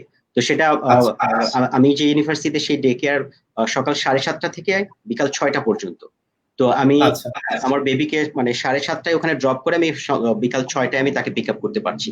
তো এটা একটা লম্বা সময়, মানে মোর দেন 8-9 আওয়ার্স। তো আমার মনে হয় যে মানে ইউএসএ তে এই অ্যাডভান্টেজ গুলো আছে। আমি যদি বাচ্চা নিয়ে অবশ্যই এটা মানে আমি আবারও বলছি যে যারা বাচ্চা নিয়ে পিএইচডি করছে, আমি তাদেরকে অবশ্যই অনেক বড় রেসপেক্টের চোখে দেখি যে এত বড় একটা টাফ জব একটা বাচ্চা নিয়ে করছে, কিন্তু কষ্ট হলেও এটা সম্ভব আর কি, এখানে সেই ফ্যাসিলিটিস গুলো আছে। ওকে, সেকেন্ড কোশ্চেন যাবে হচ্ছে ফারহাদের কাছে। How much generally takes time to complete once GRE preparation? মানে জিআরই প্রিপারেশন নিতে ঠিক আসলে কতটুকু সময় দরকার? স্যার এটা আনসারটা একটু ম্যান টু ম্যান ভেরি করে, কারণ হচ্ছে খুব স্বাভাবিকভাবেই প্রিপারেশনটা কেউ কি স্টুডেন্ট যখন অর্থাৎ অনার্স থার্ড ইয়ার বা ফোর্থ ইয়ার ওই টাইম থেকে শুরু করলো, নাকি থিসিসের টাইম থেকে শুরু করলো, অথবা জবে দিয়ে শুরু করলো, সেটার উপর ডিপেন্ড করে এই স্ট্র্যাটেজিটা। আমার ক্ষেত্রে যদি বলি, আমি যদিও honours third year fourth year থেকে মোটামুটি একটা প্ল্যানিং রাখছিলাম, কিন্তু ওইভাবে সিরিয়াসলি কোনো প্রিপারেশন ছিল না। মোটামুটি জবে ঢোকার পর থেকে সিরিয়াস প্রিপারেশন নেওয়ার ইচ্ছা হয়।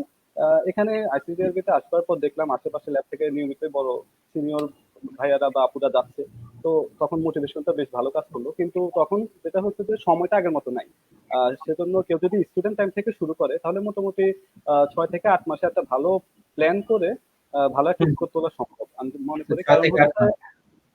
জি, কারণ হচ্ছে সেটা স্কোরের তো ভালো শেষ নাই, যেটা আগে বললাম যে 300+, 310+, যত ভালো করা যায় প্রবাবিলিটিটা তত বেড়ে যায়। যত বেশি সময় নিয়ে স্টার্টিং করা যায় প্রিপারেশন তত ভালো। তবে অ্যাটলিস্ট কেউ যদি এমন হয় যে তার পয়েন্ট সেকশনটা খুব ইজি, জিআর এর জন্য যদি আমি বলি, ওদের ম্যাথমেটিক্যাল সেকশনটা পুরোটাই আমাদের ক্লাস 9-10 স্ট্যান্ডার্ডের যে ম্যাথগুলো, মোটামুটি সেই ম্যাথগুলোই ওরা কভার করে।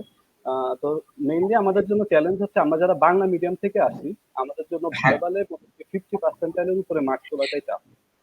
তো এই জায়গাটার জন্য মোটামুটি অ্যাটলিস্ট 3 থেকে 4 মাস সময় দেওয়া উচিত। বেশ কিছু স্ট্র্যাটেজি আছে, এখানে এত অল্প কথা বললে বোঝা যাবে না। তবে এখন ফেসবুকে বেশ কিছু ভালো গ্রুপ আছে, হায়ার স্টাডির কিছু গ্রুপ, ওরা মোটামুটি এসব স্ট্র্যাটেজি দিয়ে নিয়মিত বিভিন্ন সেশন থাকে ওদের। তো তুমি একটু কমেন্টে লিখে দিও ফার্দার, আমরা একটু সেশনটা শর্ট করি, অনেকক্ষণ হয়ে যাচ্ছে, 2 ঘন্টার উপরে চালাতে চাই না। এমআইটি, এই কোশ্চেনটা আমি হচ্ছে ধীমানকে করব। এমআইটি তে পিএইচডি করতে অথবা টপ 20 ইউনিভার্সিটিতে পিএইচডি করতে উইথ ফুল ফান্ডিং কি রকম রিকোয়ারমেন্টস থাকা দরকার for earth science department, and if someone want to work with plate tectonic sedimentation etcetera. So মানে মূলত রিকোয়ারমেন্টস এর কথা মানে জানতে চেয়েছে। আমার মনে হয় এগুলো আমরা সব কভার করেছি। আমার হ্যাঁ, মনে হয় এখানে মানে ওয়ান লাইনার হচ্ছে মানে দেয়ার ইজ নো রিকোয়ারমেন্ট আসলে, মানে যে এটা যেহেতু রেস, হ্যাঁ, মানে যত ভালো হয় তত ভালো, তাই না? So, আমি আসলে আজকে যে যদি কোনো রিকোয়ারমেন্ট যদি আমি সেট করে দিই এখানে লাইভে, হ্যাঁ, মানে it will not be true. So আমি বলবো যে যত ভালো হয় তত ভালো, হ্যাঁ। আর মোস্ট ইম্পর্টেন্টলি যে আমি যেটা নিয়ে কাজ করব বা করতে চাই, ওই প্রফেসর সেটা নিয়ে ইন্টারেস্টেড কিনা, হ্যাঁ, প্রফেসর এমন একজনকে খুঁজছে, if you are that person I don't think anything will stop you. At least আমি যেটা দেখছি আর কি, আমরা এখানে আরইউ মানে প্রোগ্রাম চালাই, আন্ডারগ্রেডকে হায়ার করছি, আমরা যখন ওদের মানে ক্রিডেন্সিয়াল পড়ি, আমি দেখি যে ওকে ফাইন, আমার আলটিমেট গোল হচ্ছে আমি এই স্টুডেন্টটাকে দিয়ে এই কাজটা আমি করাইতে চাই, হ্যাঁ, সেটা আমার হবে কিনা, that is my ultimate goal. So short answer is there is no requirement. Try to make your credential better. তাই না? যত ভালো হবে তত ভালো।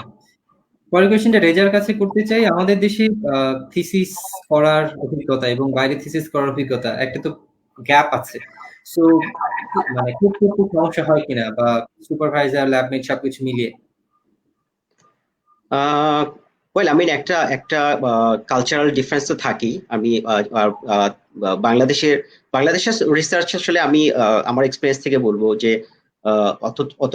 অতটা ইন্টেন্স না। তো এখানে যেহেতু আমি রিসার্চের জন্যই আসা হচ্ছে এখানে, তো এখানে সুপারভাইজারের সাথে প্লাস হচ্ছে গ্রুপ মেম্বারদের সাথে মানে আরো মানে ইন্টেন্স একটা রিলেশনশিপ তৈরি হয়। আমি প্রায় 5-6 বছর আমি প্রতিদিন প্রফেসরের সাথে বা স্টুডেন্টদের সাথে থাকছি।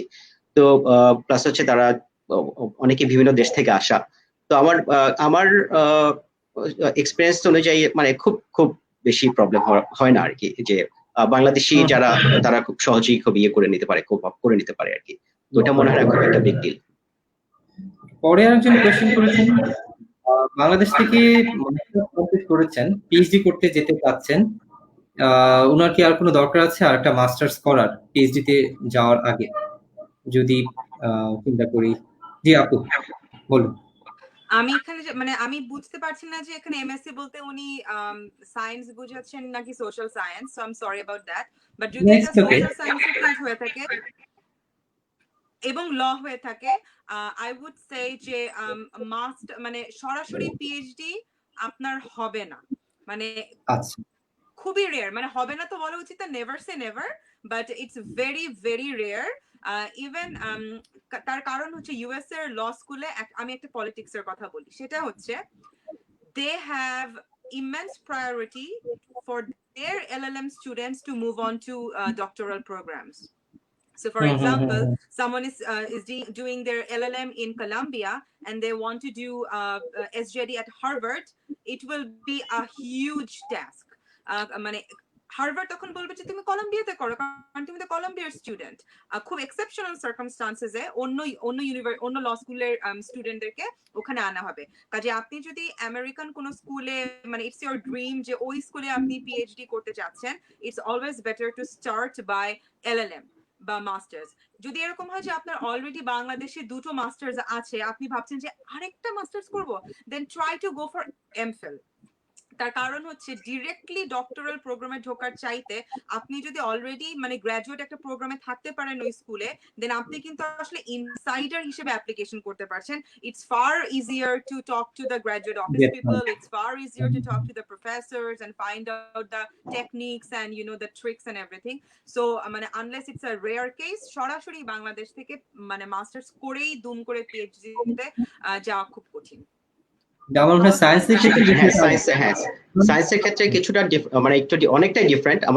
আমার এক্সপিরিয়েন্স থেকে আমি বলি যে মানে ইভেন মাস্টার্সেরও দরকার নেই আর কি অনেক ক্ষেত্রে, যে জাস্ট আন্ডারগ্রেড করি আসলে সায়েন্সে মানে স্পেশালি লাইক লাইফ সায়েন্সে হচ্ছে সরাসরি পিএইচডি প্রোগ্রামে এন্টার করা যায়। তো সেটা একটা big difference then from social science. এটা আমাদের আমাদের কষ্ট অনেক বেশি হয় আপনাদের চাইতে। আমরা যে আবার ল্যাবে অনেক বেশিক্ষণ কাজ করি বলে আমরা মনে করি, মানে আমাদের আপনাদের অনেক পড়তে হয় আর আমাদের ল্যাবে আবার অনেক হচ্ছে ফিজিক্যাল ওয়ার্ক করতে হয়, আমাদের সেটা মাথায় অনেক কাজ করতে হয় ভাইয়া। হ্যাঁ আসলে মাথায় কাজ করতে হয়। হ্যাঁ, ঠিক আছে, প্রত্যেকটা মানে সাবজেক্টে থাকলে সাবজেক্টের অবশ্যই সবগুলো সাবজেক্টের স্ট্রেস And সমান। it's all good So, fun. It's all good fun. Please. আমরা আমরা আমাদের একদম শেষ পর্যায়ে চলে এসেছি। আমি একটু জাস্ট একটা স্ক্রিন শেয়ার করতে চাই যে আমরা মিড দ্য মাইন্ডের আন্ডারে আমরা ধারাবাহিকভাবে সেশন অ্যারেঞ্জ করছি। আমি আজকে ছিল আমেরিকান সেশন, কালকে আছে কানাডার সেশন, অস্ট্রেলিয়া, তারপরের দিন সাউথ কোরিয়া। এভাবে আমি অন্যান্য দেশ নিয়ে স্কলারশিপের এই সেশনগুলো অ্যারেঞ্জ করব। যারা ইন্টারেস্টেড কানেক্ট করতে পারেন, আশা করি উপকৃত হবেন। তো আজকে আমাদেরকে এখানে সমাপ্তি জানতে হচ্ছে প্রোগ্রামে। সবাই ভালো থাকবেন, সুস্থ থাকবেন। ধন্যবাদ ধীমান, রেজা, অর্পিতা আপু এবং শাহনাজকে আমাদের অনুষ্ঠানে যুক্ত হওয়ার জন্য। দর্শক শ্রোতা যারা আছেন তাদেরকে ধন্যবাদ আমাদের সাথে এতক্ষণ ধরে প্রোগ্রামটা সফল করার জন্য। সবাইকে ধন্যবাদ, স্পেশালি ফিরোজকে অসংখ্য ধন্যবাদ। হ্যাঁ, অসংখ্য ধন্যবাদ ফিরোজ, এরকম একটা সেশন আসলে দরকার। হ্যাঁ, আমি তো মনে করি যে প্রতিটি ইউনিভার্সিটির উচিত নিয়মিত এরকম সেশন অ্যারেঞ্জ করা। পার্সোনালি আমার মনে হয় যে ইন্ডিভিজুয়াল যে টপিকগুলো, সেই টপিকগুলো নিয়ে একটা সেশন করা যায় আর কি, তাহলে হয়তো আরো বেশি ইন্টারেস্টিং হবে, সবাই কোশ্চেনগুলো করতে পারবে। আমি ফিল করলাম যে আরো ব্রড, মানে আরো অনেক কিছু স্কিপ করে গেছে, অ্যাভয়েড করলাম, কারণ আমার মনে হয় যে আমরা অন্যান্য সেশন আলোচনা করতে পারি, যেমন যাচ্ছি প্ল্যান করে যে হ্যাঁ পিএইচডিতে যাবো বা মাস্টার্সে যাবো, এবং যাওয়ার পরে হোয়াট ইজ নেক্সট সেই নিয়ে আমরা পরবর্তীতে আরো ভিভিড ডিসকাশন করব। সো পরবর্তীতে সেশন অ্যারেঞ্জ করবো। আজকের জন্য বিদায়, ভালো থাকবেন, সুস্থ থাকবেন সবাই, ধন্যবাদ। ধন্যবাদ সবাইকে। সবাই